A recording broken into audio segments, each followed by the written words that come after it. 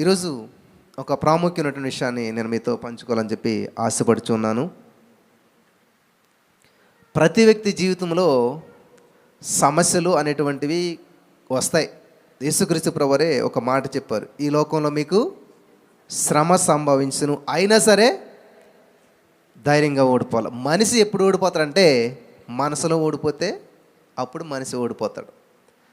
అంటే మన యొక్క మనసులో ఏది తీర్మానం చేసుకున్నామో దాన్ని బట్టే మన యొక్క ఫలితం అనేటువంటిది ఆధారపడి ఉంటుంది. ఈ రోజున కొంతమంది జీవితాలు మీ ముందుకు నేను తీసుకొస్తాను. వాళ్ళ జీవితాల్లో ఓడిపోయినటువంటి వారుగా కనబడ్డారు, కానీ వాళ్ళు తీసుకున్న నిర్ణయాలు వారిని ఉన్నతమైన స్థితిలోకి నడిపించాయి. హల్లెలూయా, హల్లెలూయా. మొదటి పేతురు 5:6 దేవుడు ఒక అద్భుతమైన మాటను రాయించి పెట్టాడు. ఏంటంటే, తగిన సమయం అందు ఆయన మిమ్మును హెచ్చించు రీతిగా ఆయన యొక్క బలిష్టమైన చేతి కింద దీన మనసుకులైండడి. హల్లెలూయా, హల్లెలూయా. ఈ దీన మనసు అనేటువంటి దానిలో ఓర్పు ఉంటుంది, సహనం ఉంటుంది, నెమ్మది ఉంటుంది. ఒక వ్యక్తి ఇలా ఆదివారం రోజున ఏం చేశాడంటే, ఒక స్కూల్ దగ్గరికి, ఒక హాస్టల్ దగ్గరికి వెళ్ళి లడ్డూలు పంచి పెడతా ఉన్నాడంట. అయితే అందరూ గందరగోళంలో వచ్చి మీద పడుతుంటే, అలా కాదమ్మా లైన్లో ఉండండి అని చెప్తే కొంతమంది లైన్లో ఉన్నారంట. ఈ లడ్డు తీసుకుని వెళ్ళారు, తీసుకుని వెళ్ళిన కూడా మళ్ళీ లైన్లో ఉంటున్నారంట. కానీ విచిత్రంగా ఒక పాప దూరంగా వెళ్ళి చెట్టు దగ్గర నిలబడ్డదంట. సరే అందరూ అయ్యాక మనం చూద్దాంలే, ఎందుకు తోపులాట, ఎందుకు తొందరపాటు అని చెప్పి చాలా చివరగా ఎక్కడో చెట్టు దగ్గర కూర్చుని ఉన్నదంట. ఇదంతా గమనించినటువంటి ఈ వ్యక్తి ఆ పాపను పిలిచి ఒక లడ్డు ఇచ్చాడంట. చాలా సంతోషంగా తీసుకుంది. మళ్ళీ అదే చెట్టు దగ్గరికి వెళ్ళి తింటూ ఉంటే అది ఇలా కొరికేసరికి దాని లోపల ఒక విచిత్రమైన కాయిన్ ఉంది. అరే ఇదేంటి, ఇందులో నాకు ఇది వచ్చిందని చెప్పి ఆ అమ్మాయి మళ్ళీ వెంటనే ఆయన దగ్గర వచ్చి, సార్ ఇది నేను తింటుంటే నాకు ఇందులో ఇది వచ్చింది సార్ అని చెప్పి అమ్మాయి ఆ కాయిన్ ఇచ్చేసిందంట. గమనించాలి, ఎప్పుడైతే అది ఇచ్చేసిందో ఆయన అన్నాడంట, అమ్మా అది ఆర్డినరీ కాయిన్ కాదు, గోల్డ్ కాయిన్. అది ఎవరి కోసం కాదు, నీ కోసమే. ఎందుకని పెట్టాను తెలుసా? ఇక్కడ ఉన్నవారందరూ కూడా తొందరపడుతున్నారు, పైగా తీసుకున్న వాళ్ళే మళ్ళీ తీసుకుంటున్నారు. కానీ నీలో తొందర లేదు, ఓపికగా సహనంగా వెయిట్ చేస్తూ ఉన్నావు. అలాగే నేను అందులో ఆ కాయిన్ పెట్టించాను, కానీ నువ్వేం చేసావు, చూసావు, దాన్ని దాచుకోలేదు, నిజాయితీగా దాన్ని తీసుకొని వచ్చి నాకు మరలి ఇచ్చావు. కాబట్టి ఇవన్నీ నేను అబ్జర్వ్ చేశాను, ఇవన్నీ నేను కనిపెట్టాను. ఎవరైతే ఈ క్వాలిటీస్ కలిగి ఉంటారో వాళ్ళకి ప్రత్యేకంగా నేను ఇవ్వాలని చెప్పి ఇంటి దగ్గర నుంచి దీన్ని చేసుకుని వచ్చాను. కాబట్టి కరెక్ట్గా దీనికి నువ్వు ఎలిజిబుల్ పర్సన్, కాబట్టి ఇది నీ కొరకే అన్నాడంట. హల్లెలూయా, హల్లెలూయా. ఈరోజున ప్రతి మనిషికి సమస్య ఉంది. అది ఆకలి సమస్య అవ్వచ్చు, ఆర్థిక సమస్య అవ్వచ్చు, అప్పు సమస్య అవ్వచ్చు, పేదరికం అవ్వచ్చు, ఒంటరితనం అవ్వచ్చు, కృంగుదల అవ్వచ్చు, నిరుద్యోగం అవ్వచ్చు, ఏదో ఒక సమస్య ఉంది. వాళ్ళకి ఆలోచన ఏంటంటే, ఫస్ట్ నేనే ఉండాలి లైన్లో, ఆ ఫస్ట్ నేనే తీసుకుని తినేసేయాలి, సరిపోతే మళ్ళీ లైన్లో ఉండాలి. ఇలాగ ఆలోచన చేస్తున్నారు. కానీ ఖచ్చితంగా వెయిట్ చేద్దాం. ఆలస్యం అయ్యే కొద్ది అంటే దేవుడు అద్భుతాలు చేస్తాడంట. ఎంత ఆలస్యం అయితే అంత అద్భుతం చేస్తాడు. మమ్మల్ని అందరూ కూడా ఇప్పుడు ఈ పరిచయం ఎప్పుడో స్టార్ట్ చేయమని చెప్పి, ఆదివారం ఆరాధన ఎప్పుడో ప్రారంభించమని చెప్పారు. ఈ మధ్యన కూడా చాలామంది ప్రారంభించమని చెప్పారు, కానీ ఎవరు లేరు. వాళ్ళు ఆదివారం ఆరాధన పెట్టమన్న వాళ్ళు ఎవరు లేరు. దేవుడు తగిన సమయంలో ఆయన మళ్ళీ హెచ్చించే రీతిగా ఆయన బలిష్టమైన చేతి కింద దీన మనసుకులైండడి. ఎప్పుడైతే దీన మనసు నువ్వు కలిగి ఉంటావో, ఇంకొక ఎగ్జాంపుల్ మీకు చెప్తాను, బాగా అర్థమవుతుంది. ఒక చిన్న బాబు వాళ్ళ తాతయ్య ఇంటికి వెళ్ళాడంట హాలిడేస్లో. వాళ్ళ తాతగారు ఏం చేశారంటే, వాళ్ళ ఫ్రెండ్ చక్కటి షాప్ పెట్టాడు. ఆ షాపు దగ్గరికి ఈ యొక్క చిన్న బాబుని తీసుకుని వెళ్ళాడంట. తీసుకెళ్తే నీకేమి నచ్చారు ఏంటంటే, పలానా మంచి చాక్లెట్స్ ఏవో ఉంటే అందులో చూపించాడంట, అవి నచ్చాయి నాకు అని చెప్పి. అయితే సరే తీసుకోరా అన్నాడంట. ఎంతసేపు తీసుకోమన్నా, వాళ్ళ తాత తీసుకోమన్నా, లేకపోతే షాప్ అని తీసుకో, నీకు ఏది కావాలంటే ఏం తీసుకోవట్లేదంట ఆయన. అస్సలు తీసుకోలేదంట. ఎంత బ్రతిమల్ని తీసుకోలేదంట. సరే ఇటుకు మొహమాటం ఉంది అని చెప్పి సరే చేతులు పెట్టంటే 2 చేతులు పెట్టాడంట. ఆయన మొత్తం అందులో ఉన్న చాక్లెట్లు అన్నీ తీసి వేసాడంట. కొంత దూరం వచ్చాక వాళ్ళు తాతగారు అడిగారంట, ఎరా తీసుకోమన్నప్పుడు తీసుకోవచ్చు కదరా, ఎందుకురా మొహమాటం ఏంటి, నా ఫ్రెండే వాడు, మందే షాప్ అనుకోవాలి, నువ్వు తీసుకోవచ్చు కదా అని అడిగాడంట. తాతయ్య, నా చెయ్యి ఎంత ఉన్నది, ఇంత ఉన్నది, నేను ఆ డబ్బాలో చేయి పెట్టి తీసుకున్నాను అనుకోండి, 1 2 వస్తుంది. కానీ ఇప్పుడు చూడండి, నా చేతి నిండా ఉన్నాయి చాక్లెట్లు. ఎందుకని? నా చేతి నిండా ఎందుకు వచ్చాయి? ఆయన ఇచ్చాడు కాబట్టి. నేను తీసుకుంటే 1 2 వచ్చేది, ఆయన ఇస్తే సమృద్ధి వచ్చాయి. హల్లెలూయా, హల్లెలూయా. అదే అవకాశం వచ్చిందని తొందరపడి చెప్పి అందులో చాక్లెట్లు అని తీసుకున్నాడు అనుకోండి, నిజంగా 1 2 వచ్చేది, చిన్న చేయి కదా. కాబట్టి ఈరోజు మీరు గమనించవలసింది ఏంటంటే, నా సమస్య ఇప్పుడు అయిపోవాలి, ఇది అయిపోవాలి, అట్లాగని కాదు. దేవా, ఈ సమస్య నువ్వు కలుగు చేసుకున్నందుకు వందనాలు, శక్తి చేత కాదు, బలము చేత కాదు, నీ ఆత్మ ద్వారా ఈ కార్యం చేసినందుకు వందనాలు, నువ్వు కలుగు చేసుకున్నందుకు వందనాలు, నువ్వు కార్యం చేసినందుకు వందనాలు అని నువ్వు ఎప్పుడైతే దేవుని యొక్క అధికారానికి లోబడి తగిన సమయం ఆయన హెచ్చించే రీతిగా, మనం హెచ్చించబడాలని కాదు, మనం ముందుకు రావాలని కాదు, ఖచ్చితంగా ఒక సమయం వస్తుంది. ఆ సమయం వచ్చేంత వరకు నువ్వు ఎప్పుడైతే దేన మనసు కలిగి ఉంటావో, దేవుడిచ్చే విడుదల, దేవుడు చేసే అద్భుతం ఊహకందని రీతిగా ఉంటుంది. హల్లెలూయా, హల్లెలూయా, హల్లెలూయా. రిసీవింగ్ అనేటువంటిది చాలా ప్రాముఖ్యం. ఇప్పుడు నేను చెప్తున్న మాటను మీరు రిసీవ్ చేసుకుంటే ఏం చేస్తారు? హల్లెలూయా అని చెప్పి పట్టుకుంటారు అన్నమాట. ఇప్పుడు నుంచి ఎక్కడి నుంచి రత్నాలు విసినాయి అనుకోండి, రత్నాలు ఏం చేస్తారు మీరు? అజాగ్రత్తగా ఉంటారా? చాలా కేర్ఫుల్గా ఉండి అందుకొట్టగా ట్రై చేస్తారు. దేవుని మాటలంట రత్నాల మూటలంట, రత్నాల కంటే విలువైందంట, జుంటే తేనె దారల కంటే మధురమైందంట. దేవుడు నాకు ఇచ్చినటువంటి అభిషేకం ఏంటంటే, ఒక్కరున్నా 100 మంది ఉన్నా 0 మెంబర్స్ ఉన్నా కూడా అదేలా చెప్తాను వాక్యం. నేను అమ్మో ఇంత జనం ఉన్నారని ఒకలాగాను, ఎవరు లేరని ఒకలాగాను అట్లా ఉండదు. దేవుడు ఆ ట్రైనింగ్ నాకు ఇచ్చాడు. ఎందుకంటే నేను దగ్గర 2018వ సంవత్సరం నుంచి గోడలకు చెప్పాను వాక్యం. ఎప్పుడు నేను కేవలం గోడలకి, మనుషులు కూడా ఎవరు లేరు అసలు, గోడలకి. కానీ ఎప్పుడు కూడా గోడకి చెప్తున్నాను అనుకోలేదు. కానీ నేను ఖచ్చితంగా నా యేసయ్య చూస్తున్నాడు ఇదంతా కూడాను, దీనికి ఖచ్చితంగా ఒకనొక రోజు నన్ను ఆయన హెచ్చిస్తాడు. 12 hours నాన్ స్టాప్ ప్రైజింగ్ పెట్టాం మేము. మీరు ఎంతమంది ఉన్నా తెలియదు కానీ 12 hours దేవుని మహాకృపను బట్టి మాకు ఇంటర్నెట్ సమస్య వచ్చింది. అయితే మేము ఏం చేసామంటే కంప్లైంట్ ఇచ్చాం. కంప్లైంట్ ఇస్తే అది వైర్లెస్ కాబట్టి ఇలాగ సమస్య ఉంటుందని చెప్పి ఎవరో 3 వచ్చారు. సార్ ఇది వైర్లెస్ కాకుండా వైర్ వేసేద్దాం అని చెప్పి వైర్ అంతా వేశారు. ఆ నెట్ వచ్చిన సంతోషంలో నైట్ 9 గంటలకు నిర్ణయం తీసుకున్నాను. 12 గంటలు అంటే ఎవరో ఉంటారని కాదు, నాకు నేను చేయాలనుకున్నాను నేను. కానీ చాలామంది 400 మంది అయితే కదలకుండా 12 గంటలు ఉన్నారు ఆన్లైన్లో. దగ్గరగా 9,000 మంది పైన ప్రోగ్రాం చూశారు. ఈ ప్రోగ్రాం అంతా అవుతున్న మధ్యలో నాకు ఒక కాల్ వచ్చింది. ఏంటో కాల్ అంటే, సార్ మీకు అదే ఇంటర్నెట్ సమస్య ఉందని మీరు కంప్లైంట్ ఇచ్చారు కదా అన్నారు. వచ్చారు చేసేసారు కదా అన్నారు. లేదు సార్, మాకు ఇప్పుడే ఈ కంప్లైంట్ రైజ్ అయింది, ఇప్పుడే మాకు కంపెనీ నుంచి కాల్ వచ్చింది, వెళ్ళి సాల్వ్ చేయమని. అంటే ఆల్రెడీ సాల్వ్ అయిపోయింది, మొత్తం కనెక్షన్ కూడా ఇచ్చేశారు. అంటే ఆయన అంటాడు, లేదు సార్ మేము ఇప్పుడే వస్తున్నాం కదా, ఇంకా మా కనెక్షన్ ఎలాగిస్తారో ఎవరిస్తారో అంటాడు ఆయన. నాదైతే మొత్తం పని అయిపోయిందని అన్నాను నేను.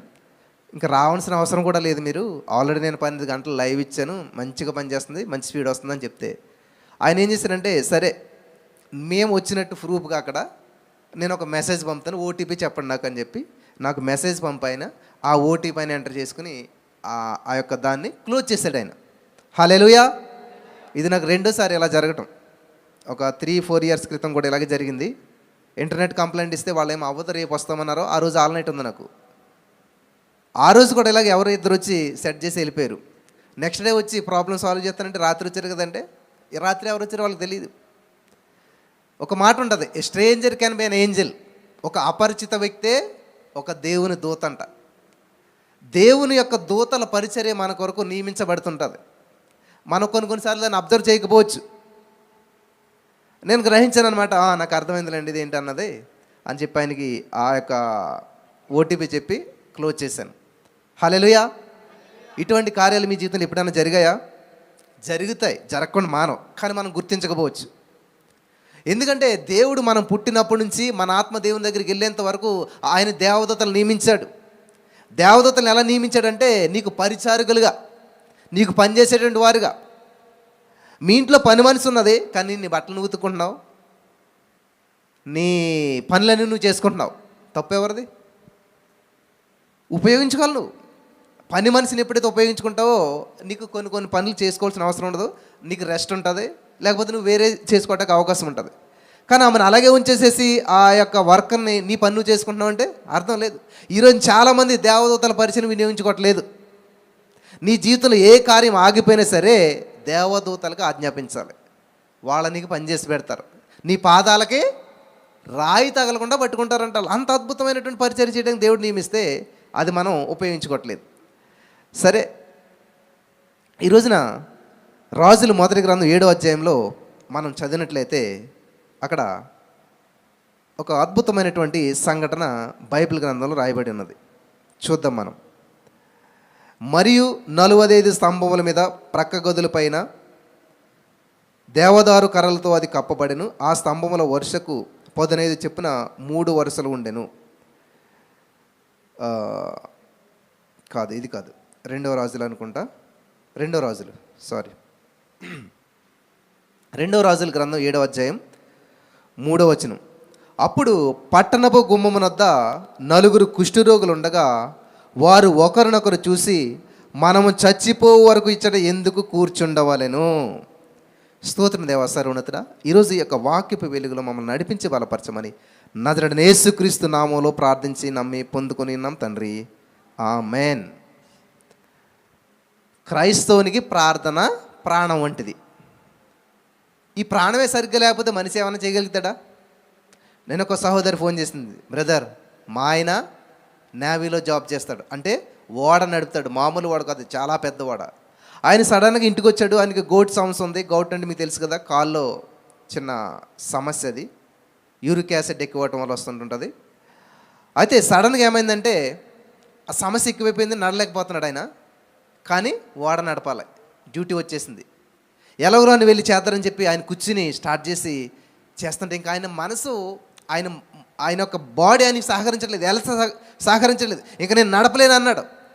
పొరపాటున ఒక ఓడ ఆగిందంటే ఎంత నష్టం వస్తుంది, ఎంత రిమార్క్ వస్తుంది గమనించారా?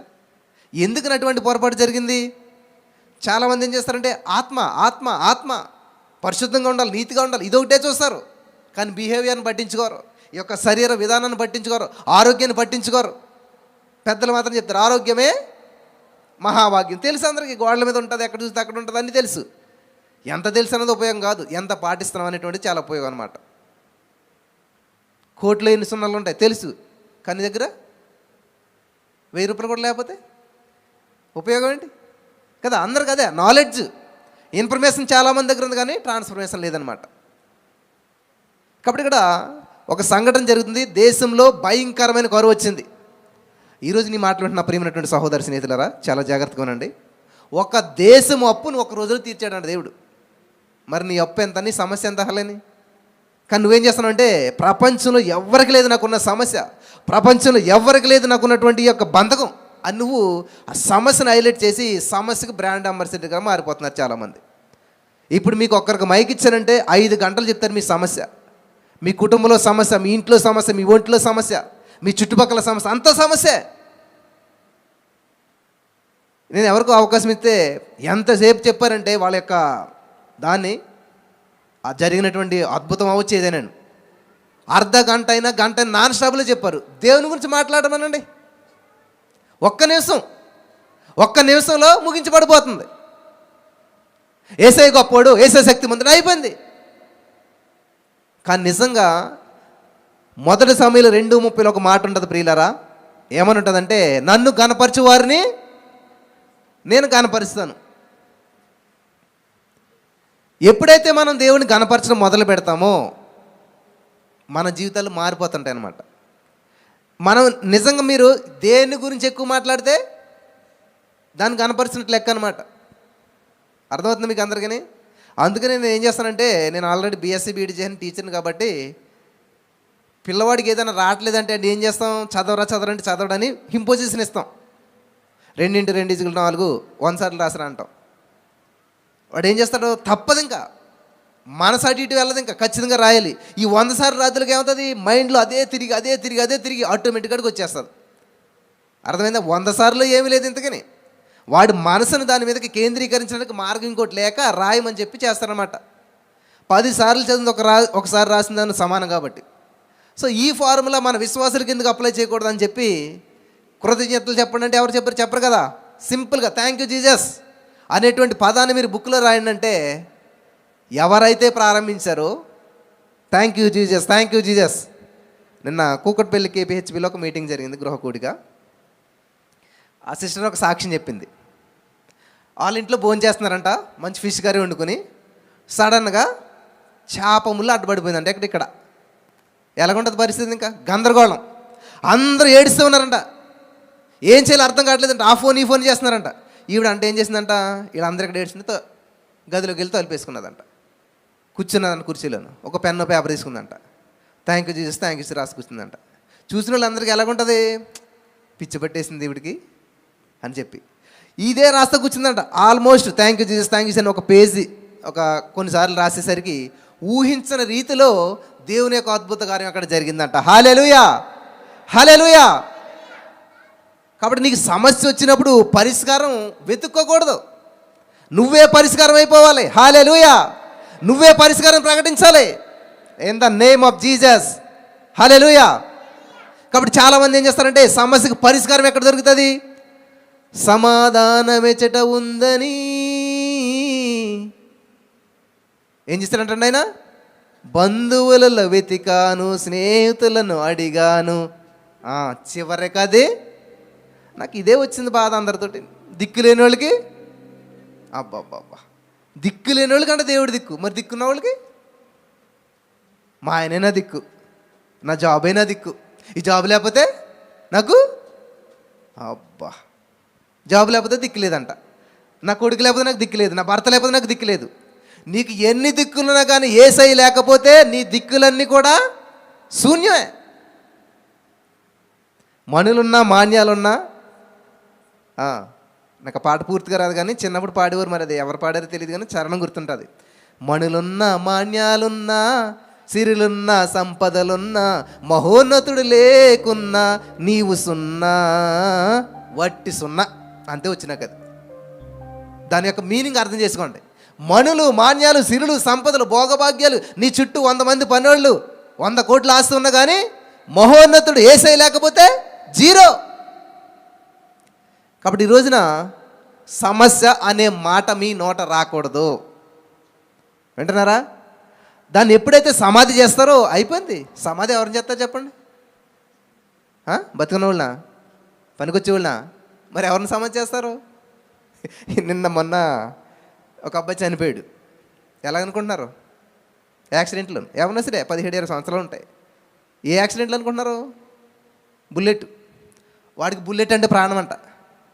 ఏం చేస్తారనుకుంటున్నారు? గొయ్యి తీసి పక్కన బుల్లెట్ ఎట్టి దాంతో కబడ్డేరమాట. వాడికి అదంటే ఇష్టం అని చెప్పి. చూడండి మీరు, గూగుల్లో అట్లా వస్తుంది కదా, యూట్యూబ్లో అట్లా వస్తుంటుంది. ఈ రోజున మనం మన యొక్క సమస్యను ఏం చేస్తున్నామంటే పక్కన పెట్టుకుంటున్నాం అనమాట. సమస్యను పదే పదే మాట్లాడుతుంటారు. నేను చెప్పే విషయం ఏంటంటే మన మాటలు విత్తనాలు. వింటున్నారా? మన మాటలు విత్తనాలు. ఈరోజు మీరు ఏ విత్తనాలు వేస్తారో రేపు ఆ మొక్కలు వస్తాయి ఖచ్చితంగా. మాది పేదరికమే. చిన్నప్పుడు ఒక పూట తింటే ఒక పూట ఉండేది కాదు, అన్నం ఉంటే కూర ఉండేది కాదు. ఒకవేళ అన్నంలో కూడా మంచినీళ్ళు వేసుకునేవాళ్ళు, ఒకసారి సాల్ట్ ఉంటే వేసుకోవటం, లేకపోతే అదే తినేవాళ్ళు. ఓహో ఇంతే జీవితం అనుకున్నాను నేను. తర్వాత సత్యం తెలిసింది. సత్యం మిమ్మల్ని స్వతంత్రంగా చేస్తుంది. ఈరోజు మీకు సత్యం తెలియజేస్తున్నాను.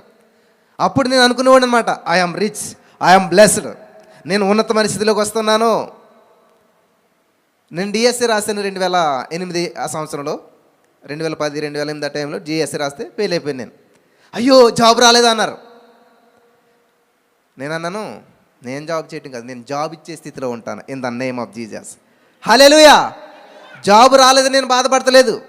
నేను జాబులు ఎలా ఇవ్వాలా, ఎటువంటి జాబులు ఇవ్వాలా, ఎటువంటి స్థితిలో నేను ఎటువంటి.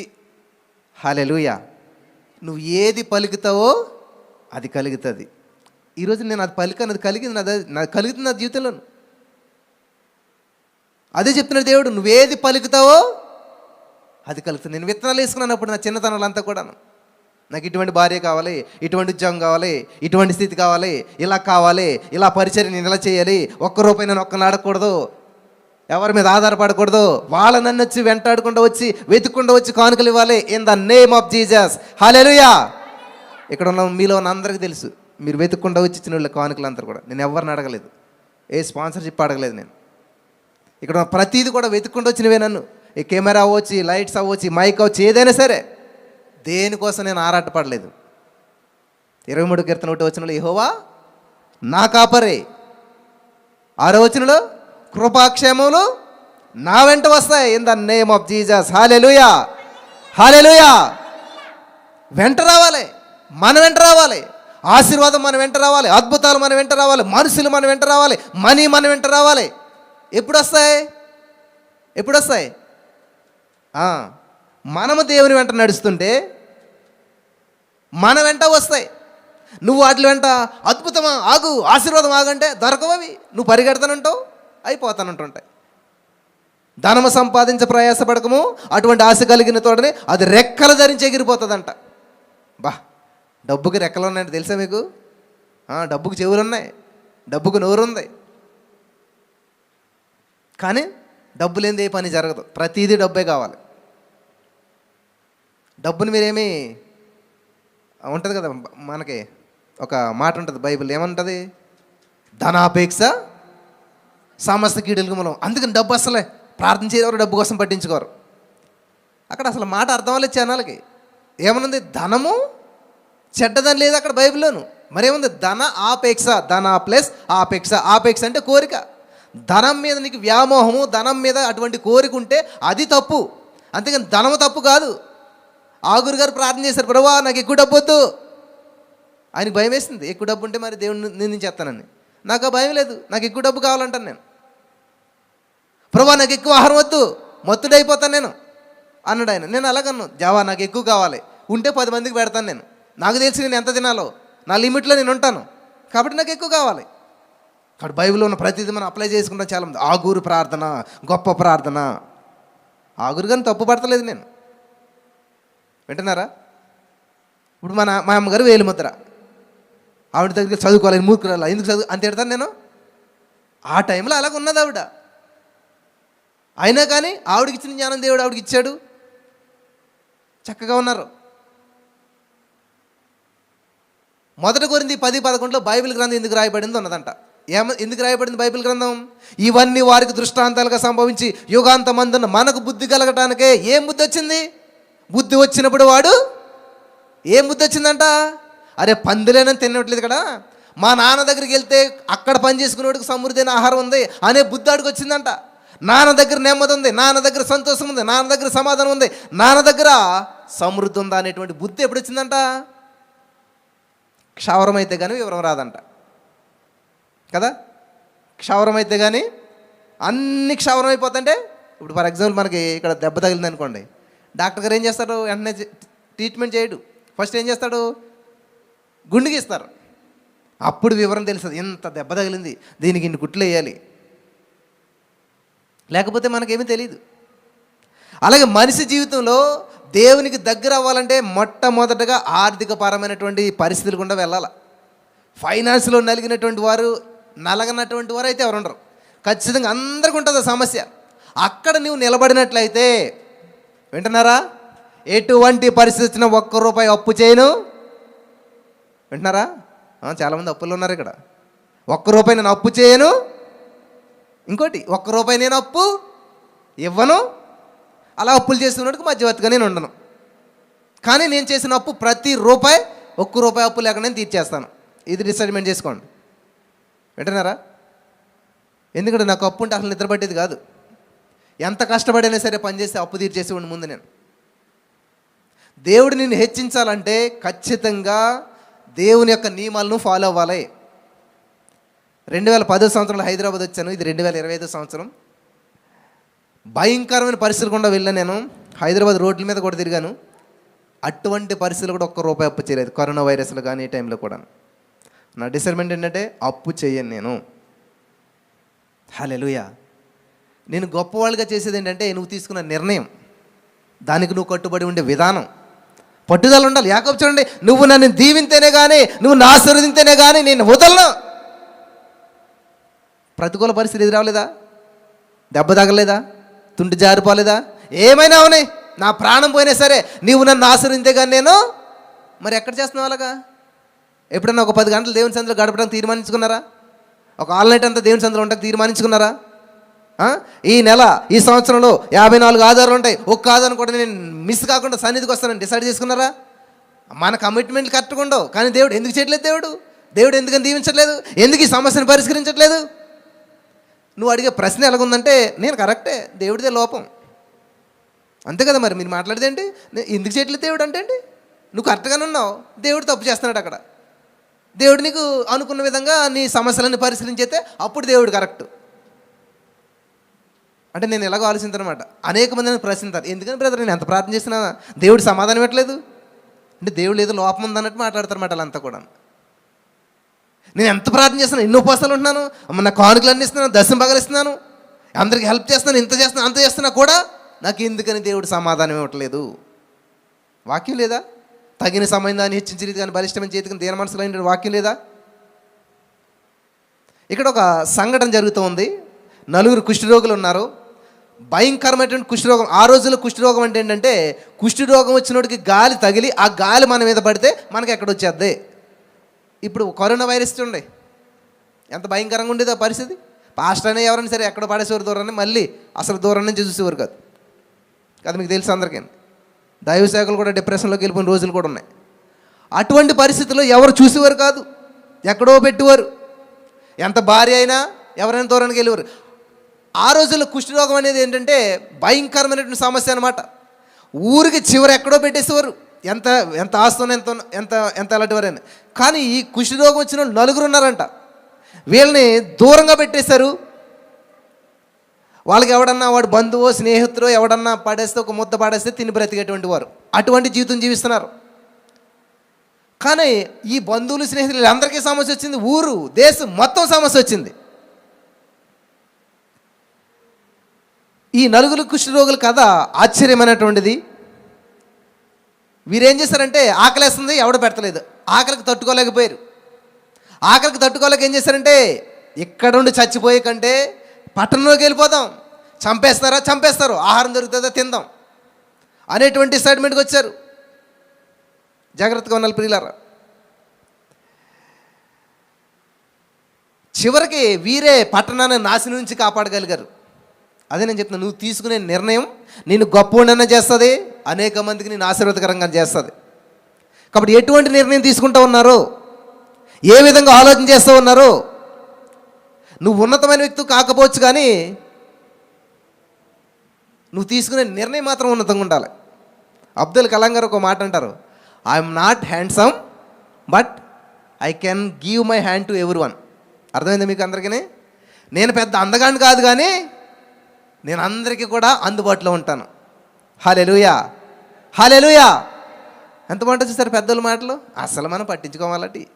ఎప్పుడు కూడా మనం క్షేమంగా ఉండాలి, నేను బాగుండాలి, అందరూ బాగుండాలి, అందులో నువ్వు ఉండాలి. అది జీవితం అంటేనే. అంతేగాని పక్కన 10 మంది ఏడిస్తుంటే నువ్వు ఎలా సమృద్ధిగా తినగలుగుతావు, ఉండగలుగుతావు? మొన్న ఒక ఫ్యామిలీ విహారయాత్రకి వెళ్ళింది. 18 మంది ఫ్యామిలీ, ఒకటే ఫ్యామిలీ వెళ్ళి చక్కగా ఆహారం అవన్నీ తెచ్చుకుని ఒక వాగుంటే వాగు మధ్యలో కూర్చొని తింటున్నారు. సడన్గా వచ్చింది వాటర్ ఫ్లోట్, 18 మంది కొట్టుకుపోయారు ఒకేసారి. చూసారు ఎంత విహారం కాస్త విషాదంగా మారిపోయింది. జీవితం ఏ క్షణాన్ని ఎలా మారుతుందో తెలియట్లేదు. మనం వినాలినటువంటి వాళ్ళు పెట్టలు రాలినట్టు రాలిపోయారు. వింటాం కదా, ఇప్పుడు చూస్తూ ఉన్నాం. అనేకమైన జీవితాలు ఏ విధంగా వెళ్ళిపోతున్నాయో తెలియట్లేదు. ఈరోజు నమ్మి బాప్తిసం పొందని దేవుని స్వీకరించాలంటే చూద్దాం వాయిదా వేస్తూ ఉన్నారు. పిల్లలు గమనించాలి, దేవునితో ఉండేటువంటి సంబంధాన్ని బట్టి మన యొక్క జీవిత విధానం ఉంటుంది. దేవునితో ఎంత డీప్ అవుతావో అన్ని సమస్యలు వస్తాయి. కానీ ఎప్పుడైతే దేవుణ్ణి హత్తుకుని ఉంటావో ఆ సమస్యలు నీకు సమస్యలు కనిపించవు. హల్లెలూయా అంటాడు కదైనా, ఎవరెస్ట్ ఎంత ఎత్తు అయినా ఎక్కేస్తానే. ఎవరి కోసం? నీకోసం. పసిఫిక్ ఎంత లోతైనా కూడా, అంటే ఆయనకి మనసంతా ఎక్కడుంది? అక్కడ ఉంది. కాబట్టి అది ఎవరెస్ట్ ఇక్కడ ఎంతైనా ఎత్తు అనిపించదు. ఆ పసిఫిక్ సముద్రం ఎంత లోతైనా కూడా లోతు అనిపించదు. మరి అలా యేసయ్యను ఎందుకు ప్రేమించట్లేదు నువ్వు? యేసయ్యా నీకోసం ఏదైనా చేస్తాను అనేటువంటి అంతగా ప్రేమించలేకపోతున్నాం అనమాట. నిజంగా యేసయ్యను నువ్వు అంతగా ప్రేమించావనుకోండి, కొండైనా లోయైనా సమస్య అయినా ఇబ్బంది అయినా ఏది నేను ఎంత మాత్రం కూడా ఆపలేదు. ఆసక్తి ఉన్నవాడిని ఏ శక్తి ఆపలేదు. దేవుని పట్ల నీకు ఆసక్తి కలిగి ఉన్నావు అనుకోండి, ఖచ్చితంగా నువ్వు ఏ సమస్య వచ్చినా, వరద వచ్చినా, తుఫాన్ వచ్చినా. ఇప్పుడు మీరైతే మంచిగా కారులో వచ్చింటారు చర్చికి, మంచి సిటీలోను. నా చిన్నతనంలో చర్చికి వెళ్ళాలంటే ఎలా ఉండేది తెలుసా? రోడ్లు లేవు మాకు అప్పుడు, వర్షం. చర్చిలో బల్బు వెలగాలంటే పరిస్థితి ఏంటి తెలుసా? కమ్మలంటే కూడా మీకు తెలియదేమో, కొబ్బరి చెట్లకు ఆకులు ఉంటాయి కదా, ఆకులన్నీ తీసేస్తే ఒక కర్ర వస్తుంది పెద్దది, దానికి పినీస్ కట్టి, ఆ పినీస్కి వైరు కట్టి స్ట్రీట్ లైన్ మీద ఇలాగా తీగలు వెళ్తుంటే ఆ తీగ మీద పినీస్ వేయాలన్నమాట. ఆ పినీస్ కనపడాలంటే మనకు కనపడదు, ఆకాశం కనపడుతుంది కదా, ఆకాశంలో అది బ్లూ కలర్ ఉంటుంది కదా నైటు, ఆకాశంలో చూసుకుంటూ ఈ కర్ర దగ్గరికి వెళ్ళిందంటే ఓహో కరెంట్ దగ్గర టచ్ అవుతుంది, తగిలింది కాబట్టి కొంగు దానికి పెట్టేసి వదిలేయాలి. అట్లాగా ఈ వైర్ తగిలితే అక్కడ బల్బు వెలిగింది అన్నమాట. అట్లాగప్పుడు నేను చర్చిలో కరెంట్ లాగా ఇవ్వండి 2000 సంవత్సరంలో అంటే 25 years క్రితం. చర్చికి వెళ్ళాలంటే వర్షం వచ్చేసేసి దారి అంతా కూడా ఇంత లోతు మట్టి దిగిపోయేది, బురద. అంత పరిస్థితుల్లో చర్చికి అవసరం అంటారా? కదా, మనకు అనిపిస్తుంది కదా. ఎవరు వచ్చినా రాపోయినా మాత్రం నేను మాత్రం రెగ్యులర్గా వెళ్ళివ్వండి, మిస్ అవ్వకుండా వెళ్ళివ్వండి, అవకాశం ఉన్నప్పుడల్లా అప్పుడు కూడా దేవుని వాక్యాన్ని బోధించేటువంటి వాడిని. అవి ఎవరు చూసారో చూడలేదు, కానీ దేవుడు మాత్రం చూశాడు. అదే తగిన సమయంలో ఆయన మిమ్మల్ని హెచ్చించే రీతిగా ఆయన బలిష్టమైన చేతి కింద దీన మనసుకులైండి. హల్లెలూయా, హల్లెలూయా. కాబట్టి ఈ రోజున ఎంతమంది వచ్చారు? ఎవరున్నారు పక్కనే? ఎలాంటి ఉన్నారు? నువ్వు దేవుడు అంతే. నేనైతే అలాగే పెట్టుకున్నా చిన్నతనంలో, నేను దేవుడు అంతే. నా మధ్యలో ఎవరున్నారు ఏంటి నాకు అనవసరం.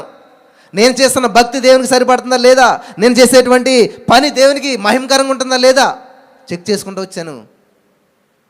నమ్మకమైన వానికి దీవెనలు మెండుగా ఉంటాయి. హల్లెలూయా. చాలామంది ప్రార్థన ఏంటంటే నన్ను దీవించు దేవా. నా ప్రార్థన ఎలా ఉంటుంది తెలుసా? నన్ను అనేక మందికి దీవెనకరంగా చేయదేవా. హల్లెలూయా. నన్ను అనేక మందికి ఆశీర్వాదకరంగా ఉంచినందుకు వందనాలు దేవా. అనేక మందికి ఆశీర్వాదంగా ఎప్పుడు ఉంటావు చెప్పండి? నువ్వు ఆశ్రయించబడ్డబడే కదా. అనేక మందికి నువ్వు దీవెనకరంగా ఎప్పుడు ఉంటావు? నువ్వు దీవించబడ్డబడే కదా. అంటే నన్ను దీవించనేటువంటి స్వార్థపూరితమైన ప్రార్థన నీకు మాత్రమే అది. అనేక మందికి నన్ను దీవెనకరంగా చెయ్యి అన్నావంటే ఎంత అద్భుతం. నువ్వు దీవించబడతా మాత్రమే కాకుండా అనేక మందికి దీవెనకరంగా ఉంటావు. ఒక ఐఏఎస్ కోచింగ్లో ఒక స్టూడెంటు ఒక ప్రశ్న వేసిందనమాట. సార్, మా పేరెంట్స్ వాళ్ళంతా కూడా మరి టుబాకో అంటే పొగాకు పండిస్తారు, కానీ పొగాకు క్యాన్సర్ కారణం కదా సార్, అది మానేసేయాలని అంటున్నారు. ఒకవేళ అది మానేసినట్లయితే ఎంతమంది కుటుంబాలు వీధిని పడిపోతాయి, జీవనాధారం కోల్పోతారు అని అంటే వెంటనే ఇంకో స్టూడెంట్ లేదు, సార్ పొగాకు పండించాలి మానకూడదు, కానీ ఏం చేయాలి తెలుసా? ఎక్స్పోర్ట్ చేయాలి ఇతర దేశాలకి. ఇప్పుడు పొగాకు ఇక్కడైనా క్యాన్సర్ వస్తుంది, అక్కడైనా క్యాన్సర్ అవుతుంది, ఎక్కడైనా క్యాన్సర్ అవుతుంది కదా.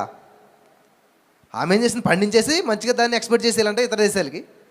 అప్పుడు ఆ మాస్టర్ అన్నాడు అనమాట, మన థింకింగ్ ఎప్పుడు కూడా లోకల్గా కాదు గ్లోబల్గా ఉండాలి. లోకల్ అంటే ఏంటి? ఇక్కడిక్కడే నూతులు కప్పలకి ఇక్కడ కావాల్సిందన్నమాట. గ్లోబల్ అంటే ఏంటి? ప్రపంచవ్యాప్తంగా. అంటే ఏంటంటే ప్రపంచం అంతా బాగుండాలి, అందులో నీ దేశం ఉంది, నీ ఊరుంది, నీ ఇల్లు ఉంది, నువ్వు ఉన్నావు. అంటే ప్రపంచం అంతా బాగుంటే ఆటోమేటిక్గా అందులో నువ్వు కూడా బాగుంటావు. అలా కాకుండా నేను పోవాలనుకున్నావు అనుకోండి, జాగ్రత్తగా తిరిగి వస్తాను అనమాట. కరోనా వైరస్ ఒక్కరికి గుర్తింటే అందరికి వచ్చేసినట్టుగానే ఈ చెడు ఏదైతే ఉందో అదంతా తిరిగి నీకు వస్తుంది. జాగ్రత్తగా గమనించాలి. ఇక్కడ ఈ యొక్క 9 కుష్ఠరోగులు ఏం చేశారంటే ఆఖరికి తట్టుకోలేక తెగించారంట వాళ్ళు. హల్లెలూయా, హల్లెలూయా. కాబట్టి ఇక్కడ తెగించి వెళ్తే ఆల్రెడీ ఈ యొక్క దేశం మీదకి యుద్ధం చేయడానికి కొంతమంది వచ్చారంట. సైన్యం లక్షల మందిలో ఉన్నారు, వాళ్ళు గుడారాలు వేసుకున్నారు. అప్పుడు యుద్ధం చేసేటువంటి వారు ఇప్పుడేం చూడండి, మిలిటరీ వాళ్ళ దగ్గర మంచి జీడిపప్పులు అవి ఇవి చాలా ఉంటాయి చూడండి, చాలా పవర్ఫుల్ ఐటమ్ అంత ఉంటుంది. వీళ్ళ దగ్గర కూడా అన్నీ ఉన్నాయి. ఈ 9 కుష్ఠరోగులు ఏం చేశారంటే బ్రతికితే బతుకుతాం, పోతే పోతాం, ఎలాగైనా సరే అని ముందుకెళ్ళారు. వీళ్ళు జీవితాన్ని అక్కడ చనిపోకుండా, చావుకు అవకాశం ఇవ్వకుండా ముందుకెళ్ళారు వాళ్ళు. ఇక్కడ సైన్యం అంతటికినంట ఎవరో మన మీదకి యుద్ధానికి వస్తున్నారనేటువంటి అలజడి కలిగిందంట. గమనించాలి, నలుగురు కుష్ఠరోగులు, నలుగురు బలహీనలే, కానీ వాళ్ళు ఏం చేస్తున్నారు? ధైర్యంతో ముందుకెళ్తున్నారు. హల్లెలూయా. వేల మంది సైన్యం, యుద్ధం, వీరులు, సామాను ఉంది, అంతా ఉంది, కానీ ఏం చేస్తున్నారు? భయపడి పారిపోతున్నారు. ఈరోజు ఒకటే సమస్య, నువ్వు ఎలా ఎదుర్కొంటున్నావు అనేటువంటిది నీ యొక్క నిర్ణయాన్ని బట్టి నీ ఫలితం ఆధారపడి ఉంటుంది. వీళ్ళు ఏమనుకుంటున్నారు? ఎవడైనా సరే చంపితే చచ్చిపోదాం, ఏదైతే అవుతుందని ధైర్యంతో ముందుకెళ్తున్నారు నలుగురు కుష్ఠరోగులు. అనేక మంది సైన్యం ఏం చేస్తున్నారంటే వెనక్కి వెళ్తున్నారు భయంతో. ధైర్యంతో ముందుకెళ్ళేది నలుగురు, భయంతో వెనక్కి వెళ్ళేది వేల మంది. ఈరోజు మీరు వేల మందిలో ఉన్నారా? నలుగురిలో ఉన్నారా? కుష్ఠరోగం పాపానికి సాదృశ్యం. కుష్ఠరోగులు అంటే ఎవరు అనుకోకండి, మనమే. పాపం అనేటువంటి కుష్ఠరోగంతో బాధపడుతున్నాం, ఊరికి చివరిగా ఉన్నాం, మనుషులకు దూరంగా ఉన్నాం, మనసులకు దూరంగా ఉన్నాం, అనేక సమస్యలకు దగ్గరగా ఉన్నాం, చావుకు దగ్గరగా ఉన్నాం. కానీ వీరు తీసుకున్న నిర్ణయం వారికి మాత్రమే కాదు, వారి దేశానికే మేలు చేసి పెట్టింది. హల్లెలూయా, హల్లెలూయా. నువ్వు తీసుకునే నిర్ణయం నీకు మాత్రమే కాదు, నీ కుటుంబానికి మాత్రమే కాదు, నీ గ్రామానికి మాత్రమే కాదు, నీ దేశానికి కూడా మేలు చేసేటువంటిదిగా ఉండాలి. అసలు దేశం కోసం ఎప్పుడైనా ప్రార్థన చేశారు మీరు? కరోనా వైరస్లు అందరూ ఏం చేశారంటే మా రాష్ట్రం క్షేమం కొరకని పెట్టారు. నేనేం చేశాను తెలుసా? కొంతమంది మా దేశం కొరకని పెట్టారు ప్రార్థన. ఏమంటాడు వేమన గారు? దేశం అంటే మట్టి కాదు, దేశం అంటే మనుషులు. మరి ఆయన ఏమో రాష్ట్రం అంటాడు, ఈయనేమో దేశం అంటాడు, మరి మిగతా పరిస్థితి ఏంటి అని చెప్పి ప్రభు మరి ఏం టైటిల్ పెట్టాలంటే ప్రజాక్షేమం కొరకు ప్రార్థన. హల్లెలూయా. ఎవరుంటారంటే భూమి మీద? ప్రజలు ఉంటారు. ప్రజాక్షేమం కొరకు ప్రార్థన అని చెప్పి టైటిల్ స్టార్ట్ చేశాను నేను 2020 సంవత్సరంలో. దగ్గర మొన్న వరకు కూడా అదే టైటిల్ మీద నడిపించాను, ప్రజాక్షేమం కొరకు ప్రార్థన. ప్రజలందరూ క్షేమంగా ఉండాలి. వాళ్ళు అమెరికా అయితేనేంటి, ఆంధ్ర అయితే ఏంటి, మనకెందుకు? అందరూ బాగుండాలి. అందరూ బాగుంటే బాగుంటుంది, మనుషులందరూ బాగుండాలి. దీన్ని యూనివర్సల్ థింకింగ్ అంటారు అన్నమాట. ఎవరి పిల్లలకు జాబ్ వచ్చినా రాకపోయినా నాకు అనవసరంగా మా పిల్లలకు జాబ్ రావాలి, ప్రార్థన చేయండి. ఎవరాయనకి ఏమైనా అనవసరంగా మా ఆయన మాత్రం క్షేమంగా ఉండాలి, ప్రార్థన చేయండి. అట్లా కాదు, అందరూ బాగుండాలని ప్రార్థన చేయాలి. ఈ నలుగురు కుష్ఠరోగులు తీసుకున్నటువంటి ఆ యొక్క మరి అద్భుతం అన్నమాట.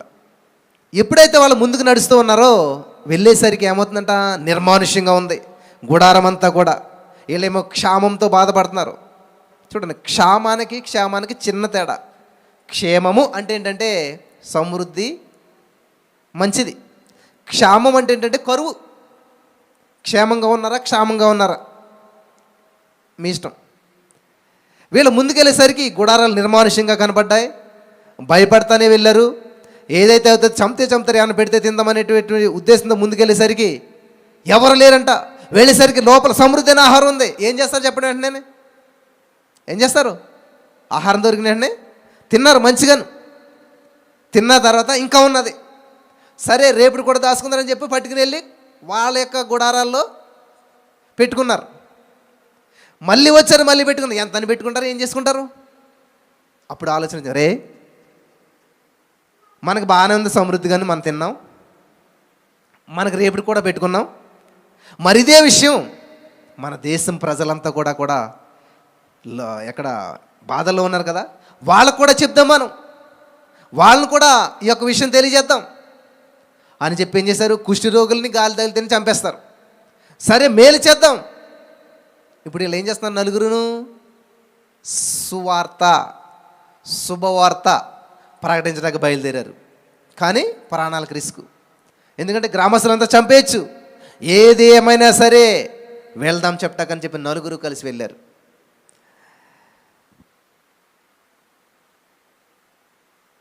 నలుగురు కలిసి ఒక పని చేయాలంటే చాలా కష్టం.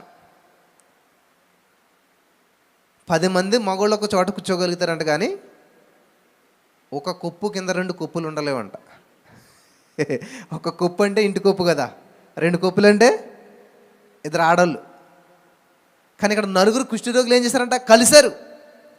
ఏ ఒక్కడు ఎందుకురా మనకి బాధ అన్నా కానీ, లేకపోతే ఏ ఒక్కడు వెనక్కి లాగినా ఆగిపోయేవారు. శద్రకు మేషకు అభ్యర్థించిన వాళ్ళు ఎవరు మాట్లాడారు మనకు తెలియదు, కానీ మాటలు మాత్రం బయటకు వచ్చాయి. మా దేవుని తప్ప మేము అమలు సేవించాం అంతే. అందులో ఎవరన్నారో ఏంటి తెలియదు, కానీ మిగతా వాళ్ళు మాత్రం పడిపోయారు. గమనించాలి, దేవుడు విజన్ ఎప్పుడు కూడా నాయకుడికి ఇస్తాడు, లీడర్కి. మోషేకి దర్శనం ఇచ్చాడు అంతే, మిగతా వాళ్ళందరూ ఫాలో అయిపోయారు. మిగతా వాళ్ళందరికీ దర్శనం ఇచ్చి నేను సముద్రం పాయలు చేస్తాను, మిమ్మల్ని నడిపిస్తాను ఎవరికి చెప్పలేదు, ఒక్క లీడర్కి చెప్పాడు. లీడర్ చెప్పిన మాటను అందరూ వింటే ఫాలో అయితే బాగానే ఉంటుంది. కాబట్టి మోసే నాయకత్వంలో అందరూ లోబడ్డారు. Receive the instructions and follow the instructions. ఆ ఇన్స్ట్రక్షన్ తీసుకోవాలి, ఫాలో అవ్వాలి, ఫలితం చూస్తారు అప్పుడు. ఇక్కడ 4 కుష్ఠరోగులు తీసుకున్నటువంటి నిర్ణయం ఎంత అద్భుతంగా ఉందంటే సమాజానికి మేలు చేసేదిగా ఉంది. ఈ యొక్క వీరు కుష్ఠరోగులు సమాజం చేత విసర్జించబడినటువంటి వారు.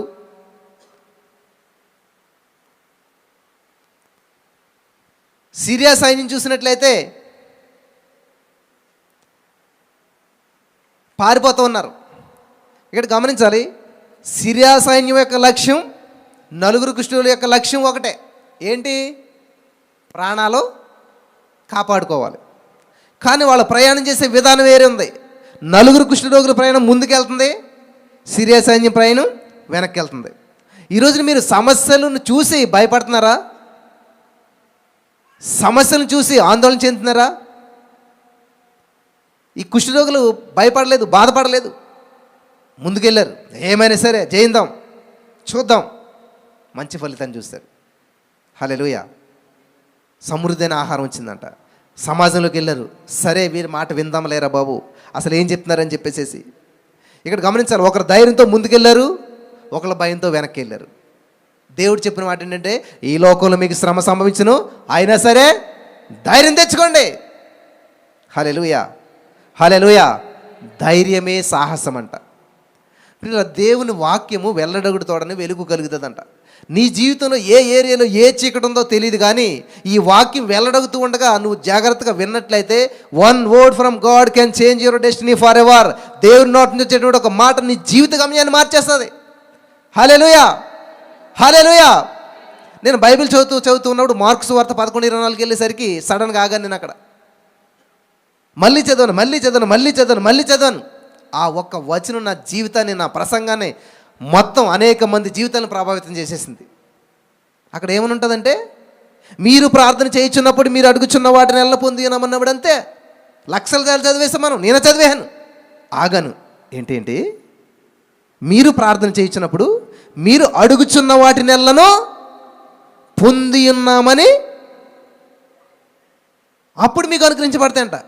మరి మనం ఏం చేస్తున్నాం? అడుగుచున్నాం, ఆమె నన్ను వచ్చేస్తున్నాం. ఇప్పుడు పొందుకున్నాం అనలేదేంటి? అడిగాము, వచ్చేసాం, పొందుకోవట్లేదు మనం. అయితే ఇలా కాదనమాట ప్రార్థన అని చెప్పి నేను అప్పుడు ఏం చేశానంటే, యేసయ్యా నాకు ఇది కావాలి, అది కావాలి అన్నీ అడిగేశాను. నువ్వు పొందుకునే నమ్మాను కదా. యేసయ్యా నేను అడిగినవన్నీ పొంది నమ్ముచున్నాను, ఆమేన్. విచిత్రం ఏంటంటే, ఏదైతే నేను పలికానో అన్నీ జరిగిపోతున్నాయి. నా భార్య కన్సీవ్ అయింది, థ్యాంక్ యూ జీసస్. నా బిడ్డ 3 కేజీలు పుట్టాలని నేను అడుగుతున్నాను, నేను నమ్మేస్తాను, నేను పొందుకున్నాను, ఆమేన్. 3 కేజీలే పుట్టింది. నా భార్య బ్లడ్ పర్సెంట్ 5 ఉంది. డాక్టర్ అందే బిడ్డ ఫామ్ అవ్వదు, తీసేసేయాలంది. మీరు చెప్పింది ఫైనల్ కదా, నేను చెప్పింది ఫైనల్ అని చెప్పి పేపర్ తీసుకుని, నా భార్యకి బ్లడ్ పర్సెంట్ 12.7 ఉంది. I'm believing, I'm receiving. నేను నమ్ముచున్నాను దేవా, నేను అడిగాను, నేను నమ్మని పొందుకున్నాను, ఆమేన్. టెస్ట్ చేస్తే 12.7. ఇంకెలాగుంటుంది అసలేని? అరే ఎంత సింపుల్గా ఉంది ఇది, అసలు మరి ఎందుకు చెప్పలేదు ఎవరు మనకి? అడగండి అన్నారు. 66 సంవత్సరాల పాటు అడుగుతున్నాను, ఏం పొందుకోవట్లేదు. నిన్న ఒక ఆమె ఫోన్ చేసింది నాకు, భీమవరం నుంచి. వాళ్ళ పాప ఎంట్రన్స్ ఏదో రాసింది, సీట్ రాలేదు. సరే కౌన్సిలింగ్కి రమ్మంటే వెళ్ళారు. ఎక్కడికోను కాలేజీలో పెట్టారు, బతిమాలారు. అమ్మా మాకు పాప చదువుకోవడానికి సీట్ కావాలంటే, అమ్మా లేదమ్మా చూద్దాం కౌన్సిలింగ్ అయ్యాక ఏమనంటే, కౌన్సిలింగ్ అంతా నడుస్తుంది, సీట్ లేదు. మేడం నేను అడిగారు, లేదమ్మా ఇక్కడ అన్నారు. అలాగా ఎవరు వచ్చి ఇంకొక చోటుకి వెళ్ళిన అక్కడ ఉంటుందని, ఇలాగ రోజంతా తిరిగారు. ఎన్ని ప్రయత్నాలు చేసి ఎంత చేసినా కూడా లేదు. చివరికి ఆమె చెప్పింది, అరగంట చెప్పింది కానీ సాక్ష్యం, ఫలితం చివరికి తేలిన ఫలితార్థం ఏంటంటే ఆ అమ్మాయికి సీట్ వచ్చింది. హల్లెలూయా. ఎలా వచ్చిందంటే, ఈమె ఎన్ని జరుగుతున్నా కానీ దాన్ని నమ్మట్లేదు. ఏమంటుంది? థ్యాంక్ యూ చేసి ఇచ్చినందుకు వందనాలు, థ్యాంక్ యూ చేసి ఇచ్చినందుకు వందనాలు. ఎలా ఇస్తామో తెలీదు, ఎలాగొస్తుందో మాకు తెలీదు, ఎక్కడ వస్తుందో మాకు తెలీదు, కానీ వచ్చేసింది. Thank you Jesus. Advance thanks giving is a powerful weapon. అంటే కృతజ్ఞత అనేటువంటిది చాలా అడ్వాన్స్డ్ అనమాట నీ జీవితంలో కార్యం జరగటానికి. కార్యం జరగక థ్యాంక్ యూ చెప్పడం కామన్, కార్యం జరగకముందే నువ్వు థ్యాంక్ యూ చెప్పాలి. హల్లెలూయా, హల్లెలూయా. కాబట్టి ఇక్కడ ఈ యొక్క కుష్ఠరోగులు తీసుకున్నటువంటి నిర్ణయం వల్ల ఆ దేశం యొక్క అప్పు అంతా కూడా ఒక రోజులో తీరిపోయిందంట. ఆ దేశం యొక్క సమస్య అంతా కూడా ఒక రోజులో తీరిపోయిందంట. సర్వనాశనంలో నుంచి సర్వ సమృద్ధిలోకి వచ్చేసారంట. కాబట్టి మనం ఒకసారి కొన్నిసార్లు వాళ్ళు చిన్నోళ్ళు ఏం చెప్తారు. ఒకసారి ఒక ఆమె యూట్యూబ్ ఓపెన్ చేస్తే వచ్చిందంట, ఎంత చిన్నగా ఉన్నాడు నేను చెప్తాడని చెప్పి ఎంత ఫోన్ ఓపెన్ చేసినా వస్తున్నా సరే ఇలా గెడుతుందంట పైకి. అయితే సడన్గా ఏమైందంటే ఒకరోజు టీవీ బాగా డస్ట్ పట్టిందని చెప్పి టీవీ తుడిదారని చెప్పి క్లాత్ ఇచ్చి టీవీ తుడుస్తుందంట ఆమె. ఎలాగ ఆన్ అయిందో తెలీదు, టీవీ ఆన్ అయిపోయింది. నేను చెప్తున్న మెసేజ్ వస్తుందంట. అయ్యో ఇది ఎందుకు ఆన్ అయింది, ఇది ఎందుకు వస్తుందని చెప్పి మళ్ళీ కట్టేసిందంట. కట్టేసి మళ్ళీ తుడిసిందే ఆటోమేటిక్గా మళ్ళీ ఆన్ అయిందంట. ఎన్నిసార్లు ఎన్ని చేసినా కానీ ఇదే మెసేజ్ వస్తుందంట. సరేలే విందామని చెప్పి వింటే ఆవిడ జీవితంలో ఏదైతే సమస్య ఉందో ఆ సమస్యకు తగినటువంటి పరిష్కారంతో కూడిన వర్తమానం అంటది. హల్లెలూయా. విడుదల పొందేసుకున్నది. అద్భుతంగా సాక్ష్యం చెప్పింది ఆమె వచ్చి. కాబట్టి దేవుడు నే వెదకి రాలేనని ఏం చేశాడంట ఆయన. అబ్బా నిజమేనా? మరి నీకోసం ఆయన వచ్చి మరి నువ్వేం చేస్తున్నావు? ఎక్కడ కూర్చున్నప్పుడు ఆదివారం ఎక్కడ కూర్చున్నారు? అస్సలు పెళ్ళి బ్రదరు, అసలు చాలా దగ్గర బంధువులు. ఆయన వెతుకొచ్చాడంట. వీళ్ళు ఏం చేశారు? పెళ్ళిలో కూర్చున్నారు. పిల్లలు గమనించాలి, నీ జీవితంలో అద్భుతాలు నీ వెంట పడాలంటే దేవునికి నువ్వు ఇచ్చేటువంటి ప్రాధాన్యత, దేవుడికి నీకు ఇచ్చేటువంటి ప్రాముఖ్యత, దేవుడి సందులో నువ్వు గడిపేటువంటి క్వాంటిటీ చాలా ఇంపార్టెంట్. క్వాలిటీతో కూడిన క్వాంటిటీ ఉండాలి. క్వాలిటీ అంటే ఏంటంటే క్లారిటీ ఉండాలి. ఇప్పుడు ఇంటర్నెట్ సమస్య ఉంది, నాకు తెలిసి లైవ్లో చాలామంది ఉన్నారు, 200-300 మంది వస్తున్నారు. కానీ కొంచెం బఫర్ అవుతుంది అక్కడ, ఎందుకంటే మొబైల్ నెట్ మీద ఇస్తున్నాం కాబట్టి. క్వాలిటీ లేదు అక్కడ, క్లారిటీ మిస్ అయిపోతుంది, దమ్ము లేదు. అలాగే మన భక్తిలో కూడా ఏంటంటే క్లారిటీ మిస్ అయిపోతుంది. ఆశ ఉంటుంది 3:30కి లేగాలని. 3 రోజులు ఇస్తాం, 4 రోజున బ్రదర్ 3:30కి లేస్తేనే అద్భుతం చేస్తాడా? నేను బైబిల్ అంతా తిరిగితే ఇరుకు గోడలు కూడింది 3:30 టైంలోనే ఉంది. ఎర్ర సముద్రం పాయలైంది 3 గంటలకే ఉంది. మోసే గారికి పలకలిచ్చింది అన్నీ ఆ టైంలో ఉన్నాయి. అద్భుతాలన్నీ 3 to 6 మధ్యలోనే జరిగే బైబిల్ గ్రంథాలన్నీ. మరి అంత క్లారిటీగా అక్కడ ఉంటే దేవుడికి ఇంకా మరి వేరే టైంలో చేయొచ్చు కదా. ఆ టైంలోనే ఎందుకు చేశాడు అడగొచ్చు కదా మీరు దేవుడిని. ఆ టైంలో ఎందుకు చేసావు దేవా? అంత చీకటితో ఎందుకు చేసావు? అంత ఉదయం ఎందుకు చేసావు? హల్లెలూయా. అన్నిటికంటే విలువైన సమయం ఏంటి తెలుసా? చీకటితోనే. చెప్పండి అందరు కూడా. గుణవతి అయిన స్త్రీకి ఉండే మొట్టమొదటి లక్షణం ఏంటి తెలుసా? ఆమె చీకటితోనే లేస్తుందంట. చేతులు ఎత్తమని అన్ను. అలా చీకటితో లేచే వాళ్ళందరూ కూడా ధన్యులు. అమ్మాయి హాడాలి కదా అనుకుంటున్నారా? బైబిల్ గ్రంథంలో స్త్రీని సంఘంతో పోలుస్తాడు దేవుడు. సంఘం అంటే ఎవరు? ఆడలా కాదు కదా, ఆడ మగ అందరు కలిసి ఉంటారు. కాబట్టి ఎవరైతే చీకటితో లేస్తారో వాళ్ళ వెలుగులో అద్భుతాలు చూస్తారో. హల్లెలూయా. ఎవరైతే చీకటిలో ప్రార్థిస్తారో వాళ్ళ వెలుగులో ఏలుబడి చేస్తారో. హల్లెలూయా, హల్లెలూయా. ఎవరైతే చీకటిలో నిద్రిస్తారో వారి వెలుగులో అపజయం పాలవుతుంటుంటారు అన్నమాట. యేసుప్రభు చూడండి, నైట్ అంతా ప్రార్థన చేసి చూడంట. మీరు బైబిల్ గ్రంథం అంతా తిరగేసి యేసుప్రభు ఎక్కడన్నా ఎవరికైనా చేతులేసి ప్రార్థన చేసినట్టు కానీ అసలు ఏ రోగికి ప్రార్థన చేసినట్టు లేదు బైబిల్లో. అవునా? నేను చూపిస్తాను, తిరగండి పోనీ, ఎక్కడ తిరిగి చూపించండి. పలానా ఆవిడికి ప్రార్థన చేశాడు యేసుప్రభు అని. పేతురత్తకు ప్రార్థన చేశాడు దేవుడు. చేశాడా అమ్మ? చేశాడా? పేతురత్తకి ఏం ప్రార్థన చేయలేదు దేవుడు. పేతురత్తను ఆయన ముట్టగానే ఆమె జ్వరం విడిచిపోయిందంట. హల్లెలూయా, హల్లెలూయా. ఎందుకని అలాంటి అద్భుతాలు జరిగాయి అంటారు దేవుడి ద్వారాను? రహస్య ప్రార్థన బహిరంగ ఫలితం. ఇక్కడ మనకేంటంటే మీరందరూ ప్రార్థన చేయండి, మనకేమో బహిరంగ ప్రార్థన కావాలి, అందరి చేత ప్రార్థన కావాలి. మీ అనుదిన ప్రార్థనలు కూడా నా కోసం జ్ఞాపం చేసుకోండి. మీ సంఘం అంతా నా కోసం ప్రార్థన చేయమనండి. మరి బైబిల్ వేసిపోయి అసలు ప్రార్థన చేయలేదు ఎవరికి. కానీ మనకేం కావాలి? అందరూ ప్రార్థన చేయలేము మన కొరకు. సో ఈ యొక్క బైబిల్లో ఉన్నటువంటి విషయాలు మనం అర్థం చేసుకున్నట్లయితే దేవుడు ఏం చేస్తాడో తెలుసా? హలో, జాగ్రత్తగా విను. ఆదికాండం 1:28 దేవుడు ఏం చెప్తున్నాడు తెలుసా? దేవుడు వారిని ఆశీర్వదించి అంతా శుభవచనం పలికేసి ఏమన్నాడు తెలుసా? మీరు ఫలించి విస్తరించి అభివృద్ధి చెంది భూమిని నిండించి లోపరుచుకుని ఏలుబడి చేయండి. హల్లెలూయా. దేవుడేమో ఏలుబడి చేయమంటే మనం ఏమో అడుక్కుంటుంటే ఎలా ఉంటుంది? వింటున్నారా?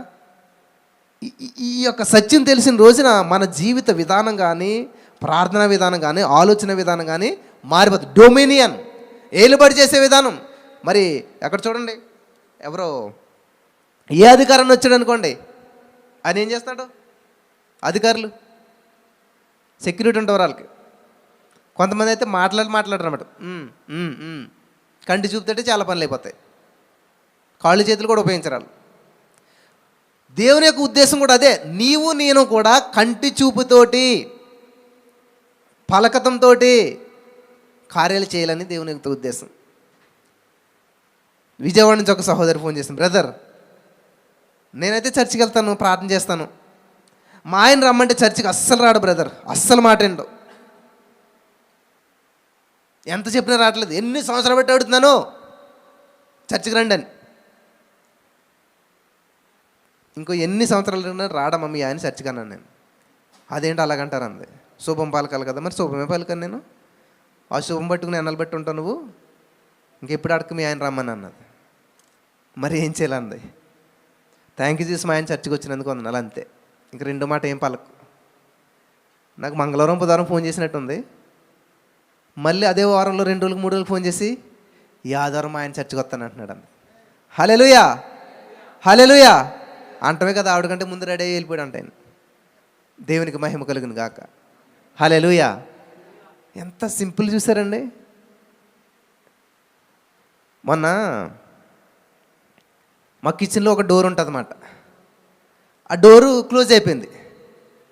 మా ఆవిడ ఏం చేసింది, పైకి వెళ్ళి బట్టలు ఆరేసి వచ్చి ఆ డోర్ని 10 నిమిషాలు బట్టి తోస్తానే ఉందన్నమాట. చేసి ప్రయత్నం విఫలమైపోయిందని పిలిచిందనమాట. అసలు రావట్లేదు ఈ డోర్ అంది. నేను ఏం చేశాను, డోర్ ఎలాగన్నా వెళ్ళిపోయింది. ఏం చేసావు అసలేని? ఎంతకాదు ఏంటంటే దాన్ని ఎట్లా తిప్పాలన్నమాట. అది తిప్పకుండా దాన్ని పట్టుకుని ఎంత బలవంతం చేసినా కూడా ఆ ట్రిక్ తెలిస్తే ఇంకా బలం అవసరం లేదు, ఏం అవసరం లేదు. నాకు ప్రార్థన కూడా ఆల్రెడీ తెలియజేయడం అన్నమాట. నేను కష్టపడను, గంటలు ప్రార్థన చేసి లేకపోతే అది చేయండి నేను అన్నమాట. సింపుల్ ట్రిక్ తెలుస్తుంది నాకు ఏంటన్నది, అంతే. దాన్ని ఫాలో అయిపోతాను అంతే. ఎలా జరిగింది అంతాను, నీకు ఎలాగొస్తుంది ఇది అంతాను, ఎలా పొందుకుంటున్నావు? మేము 40 రోజులు ఉపవాసం చేస్తే మాకు ఏం జరగట్లేదు. ఇది నువ్వేంటి ఎంత సింపుల్గా ఇలా పలికితే అలా జరిగిపోతుంది, నువ్వు అన్నదాన్ని జరిగిపోతుంది. ఇది అనమాట. చూసారు కొంతమంది. నా ఫ్రెండ్ ఒకడు ఉండేవాడు ఇంటర్మీడియట్లో, సత్యనారాయణ పేరు. మీరు పొద్దుటి చీకటితోటి వెళ్ళండి, బుక్ కట్టుకుని చెట్టు పక్కన కూర్చునేవాడు అనమాట. మధ్యాహ్నం వెళ్ళినా చెట్టు పక్కన కూర్చునేవాడు. 24 hours చదువుతుండేవాడు. మేము అస్సలు ఎప్పుడూ చదివినట్టు కనపడేవాళ్ళం కాదు. అప్పుడు కూడా నాకు ఈ అలవాటు ఉంది, 4 గంటలు ఎగటం. 4 గంటలు వేసి అంటే నేను చదువుతున్నప్పుడు ఎవరు చూడకూడదు, ఎవరికి వినపడకూడదు, అది నా కాన్సెప్ట్ అనమాట. చీకటితోటిగా లేసి, కరెంట్ కూడా ఉండేది కదా మాకు, దీపం. 4 గంటలు వేసి 6 గంటల లోపల చదివేసుకునేవాడిని. మా ఇంట్లో ఆడపిల్ల ఎవరు లేదు కాబట్టి మా అమ్మ ఏం చేసేది, నేనే వంటలు తోమాలి, నేనే బట్టలు ఉతకాలి, నేనే వాకలు తోడాలి, నేనే కళ్ళపోయాలి, ఇవన్నీ నా చేతి చేయించేది మా అమ్మగారు. ఈ పనులు ఈ చదువుకోవడం అయ్యాక అలా చదివేసుకుని అస్సలు పగలు పుస్తకం పట్టుకున్నట్టు కనపడేవాళ్ళు కాదు. మేము పనులు మేము చేసుకుంటునేవాళ్ళు. ఈడేం 24 hours చదివేసేవాడు. ఇంటర్మీడియట్ ఎగ్జామ్స్ రాస్తాం. రిజల్ట్ వచ్చాక ఏమైంది తెలుసా, 300 మంది మా ఇంటర్మీడియట్ స్ట్రెంత్లో 2 పాస్ అయ్యాం. అందులో నేను ఒకడిని. వీళ్ళందరూ అసలు ఎప్పుడు చదువు, నువ్వు అసలు ఎప్పుడు పుస్తకం పట్టుకున్నట్టు కనపడలేదు, ఎప్పుడు చదివాడు కదా, ఎప్పుడు పొలం పని చేసేవాడు, ఆ పని చేసేవాడు, ఈ పని చేసేవాడు. అర్థమవుతుందా మీకు? ప్రార్థన ఎప్పుడు కూడా రహస్యంగా ఉండాలి, ఫలితం ఎప్పుడు కూడా బహిర్గతంగా ఉండాలి. చెట్టు వేర్లు ఎప్పుడు కూడా భూమి లోపల ఉండాలి, ఫలాలు ఎప్పుడు కూడా పైన ఉండాలి. హల్లెలూయా, హల్లెలూయా. మీరు ఈ విధంగా ఎప్పుడైతే మీరు ఫాలో అవుతారో ఏంటంటే కీస్ అనమాట. కీస్ ఏమంటారండి అట్లని? కీస్. మనం ప్రార్థన చేసామనుకోండి, చాలామంది ప్రార్థన అంటే ఏం చేస్తారు, 1 గంట ప్రార్థన అనుకోండి, ఖచ్చితంగా ఆ గంట సేపు కూడా అడుగుతూనే ఉంటారన్నమాట. నాకు అది కావాలి, ఇది కావాలి, అది చెయ్యి, ఇది చెయ్యి, ఇది చెయ్యి, దేవా నాకు ఈ ఉద్యోగం రావాల్సిందే, ఈ ఉద్యోగం లేకపోతే నా లైఫే లేదు, ఈ ఉద్యోగంలో పొందకపోతే. నాకు రోజు ఇదే ఫోన్లో డిఎస్ఎల్ రాసిన కానించి ఆ డిఎస్సి నోటిఫికేషన్ అడ్డా కానీ నాకు డిఎస్సి లాగా ఉందన్నమాట అది. ప్రతిరోజు ఫోన్ చేయటం, బ్రదర్ అసలు ఈ జాబ్ రాకపోతే అసలు ఈ ఏజ్ లాస్ట్, నాకు ఇంకా ఇది లాస్ట్ ఛాన్స్. ఇంకా దేవుడికి తెలీదా? నేను కూడా అలాగ రోజుకు 18 గంటలు చదవండి డిఎస్సి. ఇంక ఈ జాబ్ రాకపోతే ఎంత ప్లాన్ వేసేసానో నేను. 20 సంవత్సరాలు పెళ్లి చేసుకోవాలి, ఇలాగ అలాగ అన్ని ప్లాన్లు వేసాను. అవి ఈ లోకానుసారమైన ప్లాన్లు కాబట్టి అవి సక్సెస్ అవ్వలేదు. కానీ దైవికంగా ఏదైతే ప్లాన్ వేసానో అవన్నీ సక్సెస్ అవ్వాయి. ఎప్పుడైతే దేవుని వాక్యాన్ని చదవటం, దాంట్లో లీనమవటం, దేవుని సందులో లీనమవటం ప్రారంభించానో అప్పుడు job is not my source, Jesus is my source. ఈ లెవెల్ ఆఫ్ ఫెయిత్లోకి వచ్చాక మొత్తం మైండ్ అంతా గాల్లో తేలత మొదలుపెట్టింది. ఉద్యోగం వచ్చిందా? దేవునికి 1000 స్తోత్రాలు. రాలేదా? 10,000 స్తోత్రాలు. ఫార్ములా మారింది, సూత్రం మారింది. ఇప్పుడు నాకు ఫోన్ చేసిన వాళ్ళంతా మళ్ళీ ఫోన్ చేయరు, ఒకవేళ రేపు ఎల్లుండి రిజల్ట్ వస్తుంది కదా వాళ్ళకి. జాబ్ రాలేదనుకున్నాం, దేవుడికి కాదు కదా, అసలు సంఘానికి కాదు, ప్రార్థనకి ఏముండదు ఇంకా. కానీ ఇప్పుడైతే 3:30, అయ్యో 3:30 ప్రీతి ఎలా జాయిన్ అవ్వాలి చెప్పండి, ఏమి నొక్కాలి చెప్పండి, ఏ లింక్ నొక్కాలి, ఎక్కడికి రావాలి, ఏం చేయాలి? దేవుడి కోసం కాదు ఇంతకని, ఇది జాబ్ కోసం. చూసారా? మరి దీన్ని ఏమంటారు? భక్తి అంటారా, స్వార్థం అంటారా? దేవుడికి తెలియదు అంటారు ఇదంతాను. మనుషుడా దేవుడు వెక్కిరించబడ్డాడు, నువ్వేది విత్తుతావో అది కోసుకుంటావు అంట.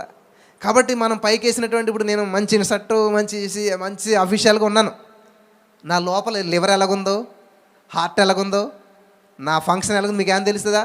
నా బాడీలో ఎంత ఫ్యాట్ ఉందో, నా బాడీలో ఎంత హెల్త్ ఉందో తెలుస్తుందా? అది చాలా ఇంపార్టెంట్ అనమాట. దేవుడు ఏం చేస్తాడు? హృదయాంతరంగాలను చూస్తాడంట. లోపలేమున్నది, నీ ఆలోచన ఎలాగున్నది, నీ మైండ్ సెట్ ఎలాగున్నది, నువ్వు దేనికోసం ఆలోచన చేస్తూ ఉన్నావు. నాకు టాస్క్ ఇస్తారు చాలామంది, బ్రదర్ ప్రార్థన చేయండి, ఉద్యోగం వస్తే నాకు ఇచ్చే బహుమతి ఏంటి అని తెలుసా? సాక్ష్యం చెప్తాం. ఏం చెప్తారంటే, దేవునికి మహిమ కలుగును గాక. హల్లెలూయా. నా ప్రియమైనటువంటి సహోదరి స్నేహితులరా, దేవుడు ఎంతైనా కూడా నమ్మదగిన వాడు. ఆయన చేసే కార్యాలు కంటికి కనపడవు, చెవికి వినపడవు, మనుషు హృదయానికి గోచరం కావు. ప్రభు నడిపింపుకి లోబడినప్పుడు ఎన్ని అద్భుతాలు, ఎన్ని ఆశ్చర్యకార్యాలు మేము చూస్తూ ఉంటుంటాము. ఆశ్చర్యం అనిపిస్తూ ఉంటుంటుంది అనమాట. నా ఉద్దేశం ఏంటంటే, యేసు ప్రభువు యొక్క ఉద్దేశం ఏంటి తెలుసా? వెళ్ళిపోతే చివరికి ఒక మాట చెప్పాడు, సమస్త జనులను శిష్యులుగా చేయండి. విశ్వాసులుగా మార్చండి అనొచ్చు కదా. విశ్వాసాలు అంటే ఏంటి? ఎక్కడ అద్భుతం జరుగుతుందని పరుగులు తీస్తారు.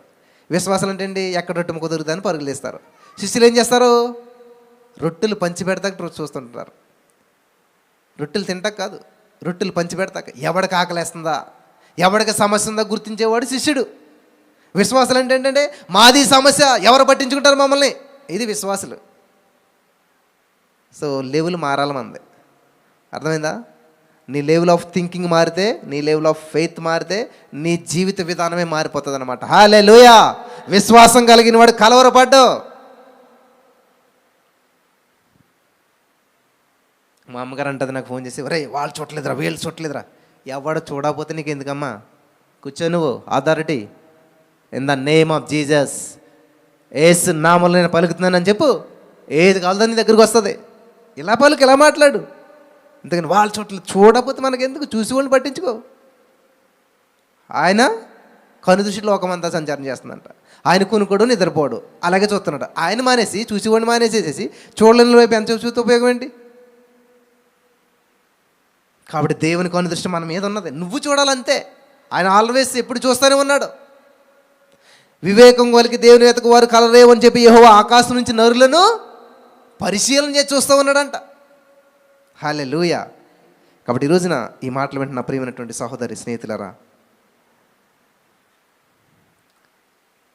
ఏదో ఆదివారం వచ్చాము, 2 వాక్యాలు విన్నాము, రూపాయి కానుకేసాము, వెళ్ళిపోయాము, ఇట్లాంటి రొటీన్ లైఫ్ నేను జీవించినంతకాలం ఏ విధమైన ఫలితం లేదు. స్కూల్కి వెళ్ళామా వచ్చామన్నంత ఏ విధమైన ఫలితం ఉండదు. వెళ్ళిన తర్వాత మాస్టర్ ఏం చెప్పాడు, ఏం హోంవర్క్ ఇచ్చాడు చూస్తారు కదా. మీ పిల్లలకు డైరీ ఉంటుంది కదా, ఉందా మీకు డైరీ? లేదు, ఏదో వస్తాం అలా వింటాం పోతాం అంతే. మీకు డైరీ ఉండాలి కదా. మరి ఈరోజు ఏం నేర్చుకున్నాం, ఎంతవరకు నేర్చుకున్నాం, ఏ వాక్యం చెప్పారు, దీన్ని మనం ఎలాగ అప్లై చేసుకోవాలి, దీని ప్రకారం మనం ఎలా జీవించాలి అని దాన్ని ఎప్పుడైతే మీరు అప్లై చేసుకుంటారో, దాని ప్రకారం మీరు ఎప్పుడైతే జీవిస్తారో, మీ జీవితాలు మీకు మాత్రం కదా అనేక మందికి ఉపయోగకరంగా మార్చబడిపోతాయి. హల్లెలూయా, హల్లెలూయా. ఎక్కడ బ్రదర్ నాకే కష్టమైపోతుంటే నేను అలా పెంచుతాను, నేను అలా ఎలా చూస్తాను, ఇది చాలామంది మాట్లాడే మాటలు. నీ విశ్వాసం నీకే సరిపోతే పక్కోడికి ఎలా సాయం చేస్తావు, పక్కోడికి ఎలా సలహా ఇవ్వగలుగుతావు, పక్కోడిని ఎలా బలపరచగలుగుతావు? అందుకే దేవుని వాక్యం సెలవిస్తుంది ఏంటంటే పొంగిపూర్ల అనుభవంలోకి నడిపించబడాలంట. మనం పొంగిపూర్ల అనుభవంలోకి నడిపించబడాలి. దేవుని యొక్క ఉద్దేశం నువ్వు ఫలించి విస్తరించి అభివృద్ధి చెంది భూమిని నిండించాలంట. హల్లెలూయా. నిండించాలి, నింపబడాలి, నిండా ఉండాలి, సమృద్ధిగా ఉండాలి. అది దేవుని యొక్క ఉద్దేశం. ఆరాకొరగా ఉండటం దేవుని ఉద్దేశం కాదు అసలేని. మిగలాలంట, మిగలాలి. నీ కొత్త రాబడి వచ్చినా కానీ పాతది మిగిలి ఉండాలంట. హల్లెలూయా. ఎక్కడ బ్రదర్ ఇంకా జీతం రాకముందు అప్పు చేస్తున్నాం, పాతది మిగిలి ఉంటామండి కదా, సరిపోవట్లేదు ఖర్చులు, ఏం చేస్తాం మరి? ఇంకా జీతం 1వ తారీఖున వస్తుంది కాబట్టి 28వ తారీఖు అయిపోతుంది, మా దగ్గర ఏం చేయము, అప్పు చేయవలసి వస్తుంది. కొత్త రాబడి వచ్చినా కానీ పాతది మిగిలి ఉండాలి. హల్లెలూయా, హల్లెలూయా. అలా చూడం కదా మనం, అలా పలకం కదా మనం. ఏం చేస్తాం మనం? ఏంటో మా బ్రతుకు, ఏంటో మా జీవితం, మమ్మల్ని ఎవరు చూస్తారో, మమ్మల్ని ఎవరు పట్టించుకుంటారో అంటే ఎప్పుడు ఆధారపడే బ్రతుకు అనమాట. తోపుడు బండిలేమాట కదా. మా మ్యాంగో సైన్ అమ్ముతున్నాను కదా, ఏం చేస్తాడు? బాబు ఆగంటే ఆగుతాడు, అంతే, బండి అక్కడే ఉంటుంది. ఆయన అంతసేపు మాట్లాడితే అంతసేపు అక్కడే ఉంటుంది, అది ఇంచు కూడా కదలదు. మళ్ళీ నేను చేయాలి, మళ్ళీ తోసుకెళ్ళాలన్నమాట ఇంకో చోటకి. చాలామంది క్రైస్తవ జీవితం ఏంటంటే 4 లెవెల్ వచ్చి పుష్ తోస్తుంటే హల్లెలూయా హల్లెలూయా అంటారనమాట. థ్యాంక్ యూ జీసస్ చేసినందుకు వందనాలు, అంతే. ఇంటికి వెళ్ళక మళ్ళీ అన్నీ మామూలే.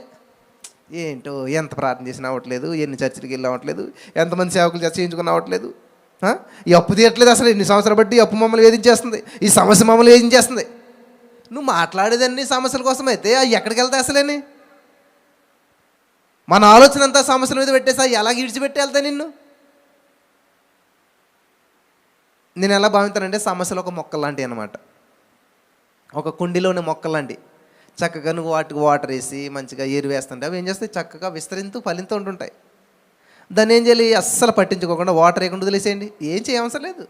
2 రోజులకి చచ్చూరుకుంటుంది, అది అయిపోయింది. సమస్య కూడా అంతే. నీకు అప్పు అనే మాట పలకటం మానేసే 100 రోజులు ఇంకా అప్పు ఉంటుంది, నీకు ఆటోమేటిక్గా తీరిపోతుంది అది.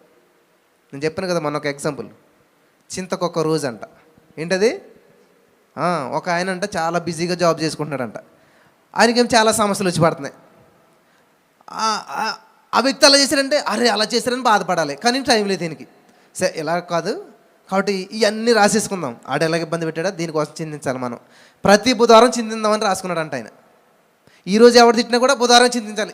అప్పుడు దాకా దాన్ని గుర్తుపెట్టుకోకూడదు, మర్చిపోవాలన్నమాట. అలాగ అన్నీ రాసుకున్నాడంట. బుధవారం వచ్చాడు, చింతించాలని కూర్చున్నాడంట. ఫస్ట్ ఏంటంట? ఫలానాది ఇలా జరిగింది కాబట్టి అది చాలా ఇబ్బంది కలిగించిందంట. దాన్ని చూసి చదివాడంట చింతించారని. ఆ రోజు జరిగింది, ఈ రోజు కదా సాల్వ్ అయిపోయింది, సమస్య కాస్త పరిష్కారం అయిపోయింది. ఇంకెలా చింతింతాడో? రైట్ కొట్టేయడంట, అవసరం లేదు. 2ది అన్ని రైట్ కొంటూ వస్తే 0 అంట.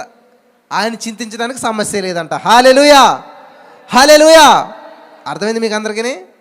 అలాగే మీరు ఏంటంటే వెంటనే రెస్పాండ్ అయిపోకూడదు. క్విక్ రెస్పాన్స్, వెంటనే రెస్పాండ్ అయిపోతారనమాట. ఇంకా ఏమంటారు? హైపర్ యాక్టివిటీ ఏది ఉంటుంది కొంతమందికి, హైపర్ అయిపోతారనమాట, బీపీ పెరిగిపోతుంటుంది అనమాట. అందుకని దేవుడు చెప్పాడు, ఒక పట్టణాన్ని కాపాడేవాడు కంటే తన మనసును స్వాధీనపరుచుకునేవాడు గొప్పోడంట. హల్లెలూయా, హల్లెలూయా. అన్నీ ఉన్నాక అణిగిమణి ఉంటుందంట. ఏమీ లేని విస్తరాకు ఎగిరిగిరి పడుతుంటుంది కదా. ఫ్యాన్ గాలికి ఏం చేస్తుంది? విస్తరాకులు ఎగిరిపోతుంటాయి. అదే కొంచెం అందులో ఇక్కడ స్వీటు, ఇక్కడ హాటు, ఇక్కడ రైసు, ఇక్కడ కర్రీ ఇవన్నీ పెట్టేదిలోకి ఏం కదలదు అది. అలాగే మనలో ఎవరైతే దేవుని వాక్యం కలిగి ఉంటారో, దేవుని ఆత్మ కలిగి ఉంటారో, దేవుని చేత నింపబడి ఉంటారో, ఎన్ని సమస్యలు వచ్చినా, ఎన్ని ఇబ్బందులు వచ్చినా, ఎన్ని బంధకాలు వచ్చినా కూడా కదలరు, మెదలరు. వాళ్ళు కదలని వారిని స్థిరులై ఉండాలని చెప్పి దేవుని వాక్యం చేస్తుంది. ప్రభు కార్యాభివృద్ధి అంది మీరు ఎప్పటికీ స్థిరులై ఉండాలంట. ఈరోజున మన జీవితంలో ఫలించకపోవడం కారణం ఏంటంటే స్థిరం లేదు. ఈరోజున ఇక్కడ, రేపు అక్కడ, ఎల్లుండి అక్కడ. ఒక చెట్టుని 10 చోట్ల పాతండి, ఎప్పటికీ అది కనీసం బ్రతకటమే బ్రతకదు. ఇంకా ఫలితం ఏం ఫలింతుంది? ఈరోజు మనం కూడా అపోస్తలుడైన పౌలు గారు అంటారు, మీరు పట్టుకున్న దాన్ని గట్టిగా పట్టుకోండి. హల్లెలూయా. పట్టుకున్న దాన్ని గట్టిగా పట్టుకోండి, లూజ్గా పట్టుకోవద్దు. నేను 10th ఇంటర్మీడియట్ ఉన్నప్పుడు మా అన్న వాళ్ళు చేపలు పడతకు తీసుకెళ్ళారు నన్ను. ఈల్ ఫిష్ అని ఉంటుంది, మీకు సేమ్ పాములాగానే ఉంటుంది, కానీ దాన్ని వండుకుంటారు. అది ఎంత ఉంటేనే చాలా కష్టాలు. నా దగ్గరికి ఎంత వచ్చిందంటే అది ఇంచుమించు 5-6 అడుగులు పొడవు ఉన్నది. వాటర్ చాలా తేటగా ఉంది, దానికి చెవులు ఇట్లా ఉన్నాయి. అది మంచిగా ఈదుకుండా వస్తుంది అనమాట. ఈదుకుండా వచ్చి నన్ను ఇలా గుచ్చుతుంది వెనకాల నుంచి. అయితే నాకు భయం వేసింది, అది పాము అనుకున్నాను నేను. ఎంతకని నేను ఇలా చెప్పేసరికి రే పట్టుకోరాదే చాలా విలువైందని అంటే, అది ఎంత స్మూత్గా ఉంటుందంటే అది 2 చేతులెట్టి ఇట్లా ఎంత గట్టి పట్టుకుంటే ఇలా వెళ్ళిపోతుంది, ఇలా పట్టుకుంటే ఇలా జారిపోతుంది. ఎంత గట్టిగా పట్టుకున్నా కూడా జారిపోతుంది. అది పట్టు దొరకలేదు, కాడ కుదిలేసాను నేను. వాళ్ళు నన్ను చాలా తిట్టే తర్వాత ఏమంటారు దాన్ని, ఈల్ ఫిష్ అంటారు అన్నమాట. ఈరోజు చాలామంది దేవుడు పట్టుకోవాలని చూస్తుంటే తప్పించి వెళ్ళిపోతున్నారు అన్నమాట, దొరకట్లేదు. అలాగే మనం కూడా దేవుడిని ఎలా పట్టుకోవాలంటే గట్టిగా పట్టుకోవాలి. నువ్వు పట్టుకున్నదాన్ని గట్టిగా పట్టుకో. బ్రదర్ నాకు ప్రార్థన చేయటం రాదు, మరేమొచ్చు? పాటలు పాడటం వచ్చా? వాక్యం చదవటం వచ్చా?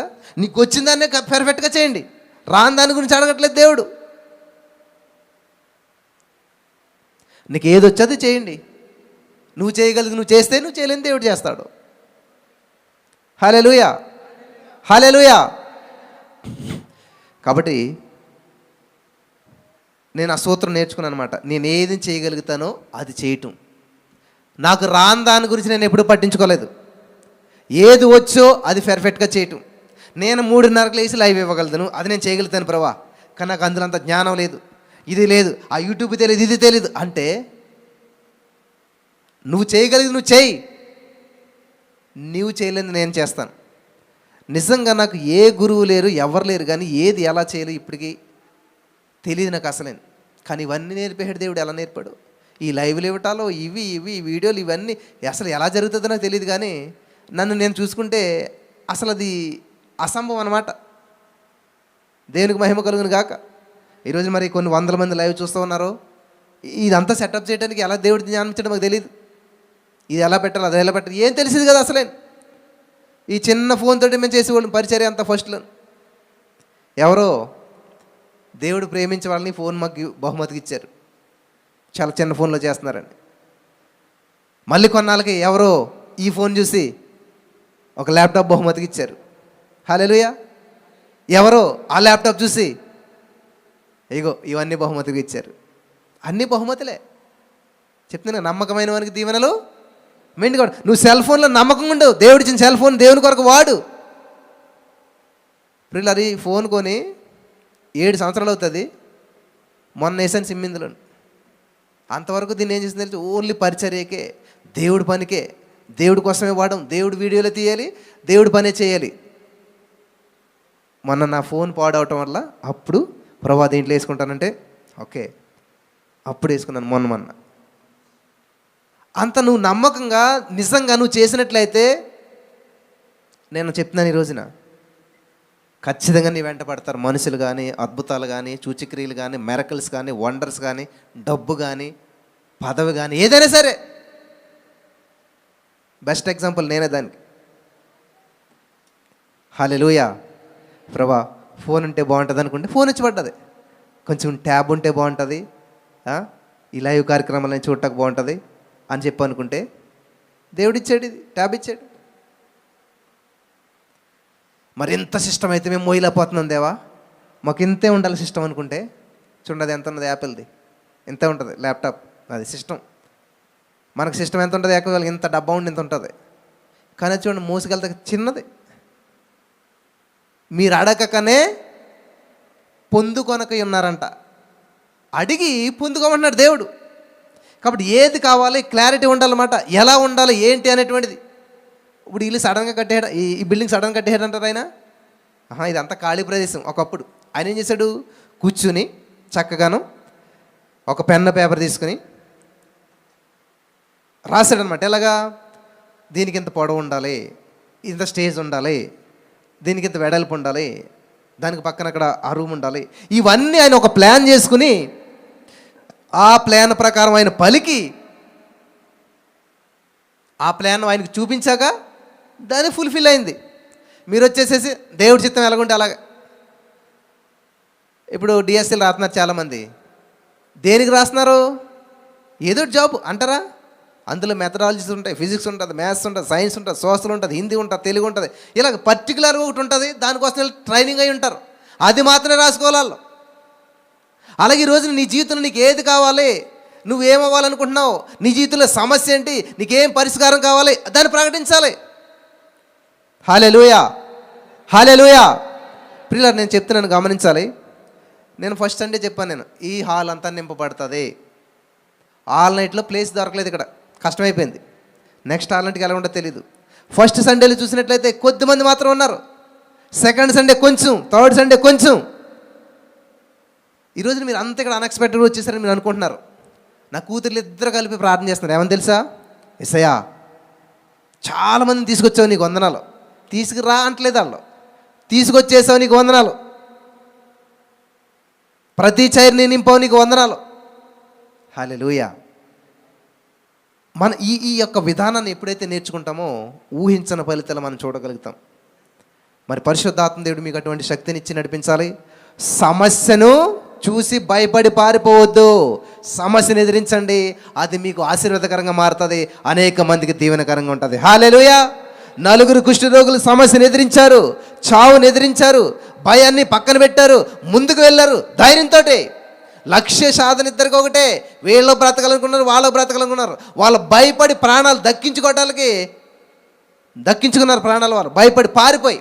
కానీ వీళ్ళు ఏం చేశారంటే ధైర్యంతో ముందుకొచ్చి వాళ్ళ ప్రాణాలు దక్కించుకున్నారు. అనేక మంది ప్రాణాలు దక్కించుకోవడానికి వాళ్ళు కారకులు అయ్యారు. హల్లెలూయా, హల్లెలూయా. ఈరోజు నీ యొక్క సువార్త వింటున్నట్టు నీవు, ఈరోజు ఈ యొక్క వాక్యం వింటున్నట్టు నీవు మాత్రమే దీవించబడతాం కాదు, నీ ద్వారా అనేక మంది దీవించబడాలంటే నువ్వేం చేయాలంట? ధైర్యం చేయాలి, దేవుని వాక్యాన్ని ప్రకటించాలి. దేవుడు నీ జీవితంలో ఇచ్చిన అద్భుతాన్ని సాక్ష్యం రూపంలో అనేక మందికి చెప్పాలి. దేవుని వాక్యం ద్వారా నువ్వు బలపడుతున్న విధానాన్ని అనేక మందికి తెలియజేయాలి. అప్పుడు అద్భుతాలు చూస్తావు. హల్లెలూయా, హల్లెలూయా. ఒకటి ప్రియులారా, జ్ఞానం గలవారితో సహవాసం చేయవాడు జ్ఞానం గలవాడవుతాడంట. అబ్రహాంతో సహవాసం చేసినటువంటి లోతు ధనవంతుడయ్యాడు, సమృద్ధి కలిగి జీవించాడు. కాబట్టి విశ్వాసపు బోధ వింటున్నటువంటి ప్రతి వారు కూడా విశ్వాసంలో బలపడతారు. ఇప్పుడు మీరు ఇదే ప్లేస్లో ఇంకొక చోట కూర్చున్నారనుకోండి, మీరు అక్కడ ఇప్పుడు దేవుని వాక్యం చేస్తుంది, మీరు ఎన్నో సమస్యలు ఉన్నారు కాబట్టి మీరు అడగండి, దేవుడిని గోజాడండి, ఉపవాసం ఉండండి, కన్నీళ్ళు కార్చండి, దేవుడు ఖచ్చితంగా విడిపించేంత వరకు దేవుడిని అడగండి అంటే మరి ఏం చేస్తారు? మీరు ఖచ్చితంగా ఏడిస్తే కూర్చుని, ప్రభు ఎప్పుడు విడిపిస్తావు అప్పులలో అడుగుతారు, ఎప్పుడు ఇస్తావు? అలాగే మనకు దేవుడే తప్పున్నాడు, ఎప్పుడు చేస్తావు దేవా? నాకు ఇదే అప్పులతోటి ఉంటుంది రోజు, నువ్వు పొద్దున్న సాయంత్రం దాకా సమస్యలన్నీ. సేమ్ వీళ్ళు చెప్పే సమస్య నాకు ఎలా ఉంటుందంటే, దేవుడిని అడిగే విధానం అప్పుడు వచ్చి చూడండి, నా బాగా ఎప్పుడు తీరుతావు అన్నట్టుగా, ప్రభు నాకు ఎప్పుడు అద్భుతం చేస్తావు, నాకు ఎప్పుడు ఉద్యోగం ఇస్తావు, ఎప్పుడు పెళ్లి చేస్తావు, నా సమస్య ఎప్పుడు తీరుతావు అంటే దేవుడు ఏదో వీళ్ళకి అప్పు ఉన్నట్లుగా నువ్వు చాలామంది దేవుడిని అడుగుతుంటుంటారు. మీరు ఎప్పుడైతే వినయ మనస్కులు ధన్యులు, చదవట్లేదు సామెతలు గ్రంథం ఎవరు? రోజు చదవండి అమ్మా, మేము ఆల్రెడీ రోజుకు ఒక అధ్యాయం చదువుతాం, వినండి కనీసం. ఇక్కడ బైబిల్ గ్రంథంలో ఒక రోజుకు అధ్యాయం ఎందుకు చదివిందాం అనుకుంటున్నారు? ఇక్కడ కనీసం ఆ విధంగా నన్ను బైబిల్ నేర్చుకుంటారు, ఆ విధంగా ఆ అధ్యాయాన్ని సరే జీవితంలో అప్లై చేసుకుంటారని. వినయ మనస్కులు ధన్యులు, వారు ఘనతను స్వతంత్రించుకుంటారు. హల్లెలూయా. స్వతంత్రించుకోవాలి మనం. స్వతంత్రించుకోవడం అంటే ఏంటంటే, భారతదేశానికి స్వాతంత్రం ఎలాగొచ్చింది? ఉరుకునొచ్చిందా? ఎంతమంది పోయారు, ఎన్ని ప్రాణాలు అర్పించారు? కాబట్టి దేవుడు చెప్తున్నాడు, నీకు ఆత్మ సంబంధమైన ప్రతి ఆశీర్వాదం అనుగ్రహించబడింది ఎఫెసీ 3:13 ప్రకారం, ఎఫెసీ 1:3 ప్రకారం. కానీ నువ్వేం చేయాలంటే దాన్ని స్వతంత్రించుకోవాలి, ఫుల్ఫిల్ చేసుకోవాలి. నీ బాధ్యత ఉంది, దేవుడి బాధ్యత అయిపోయింది, దేవుడి పని అయిపోయింది. అమ్మ అన్నం వండి పెట్టేసేసి డైనింగ్ టేబుల్ మీద పెట్టేసింది, అయిపోయింది. నువ్వేం చేయాలి? ఇప్పుడు చక్కగా కాళ్ళు చేతులు కడుక్కుని వచ్చి మంచిగా కూర్చుని భుజించాలి. అలాగే దేవుడు మనకు చేయవలసింది, ఇవ్వాల్సింది అంతా కూడా చేసేసాడు, సమాప్తం. నీ పని మాత్రమే ఉంది, నువ్వు మాత్రమే స్వతంత్రించుకోవాలి.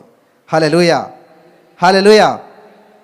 కాబట్టి ఈ సమయంలో పరిశుద్ధాత్మ దేవుడు మనతో మాట్లాడినాడని నేను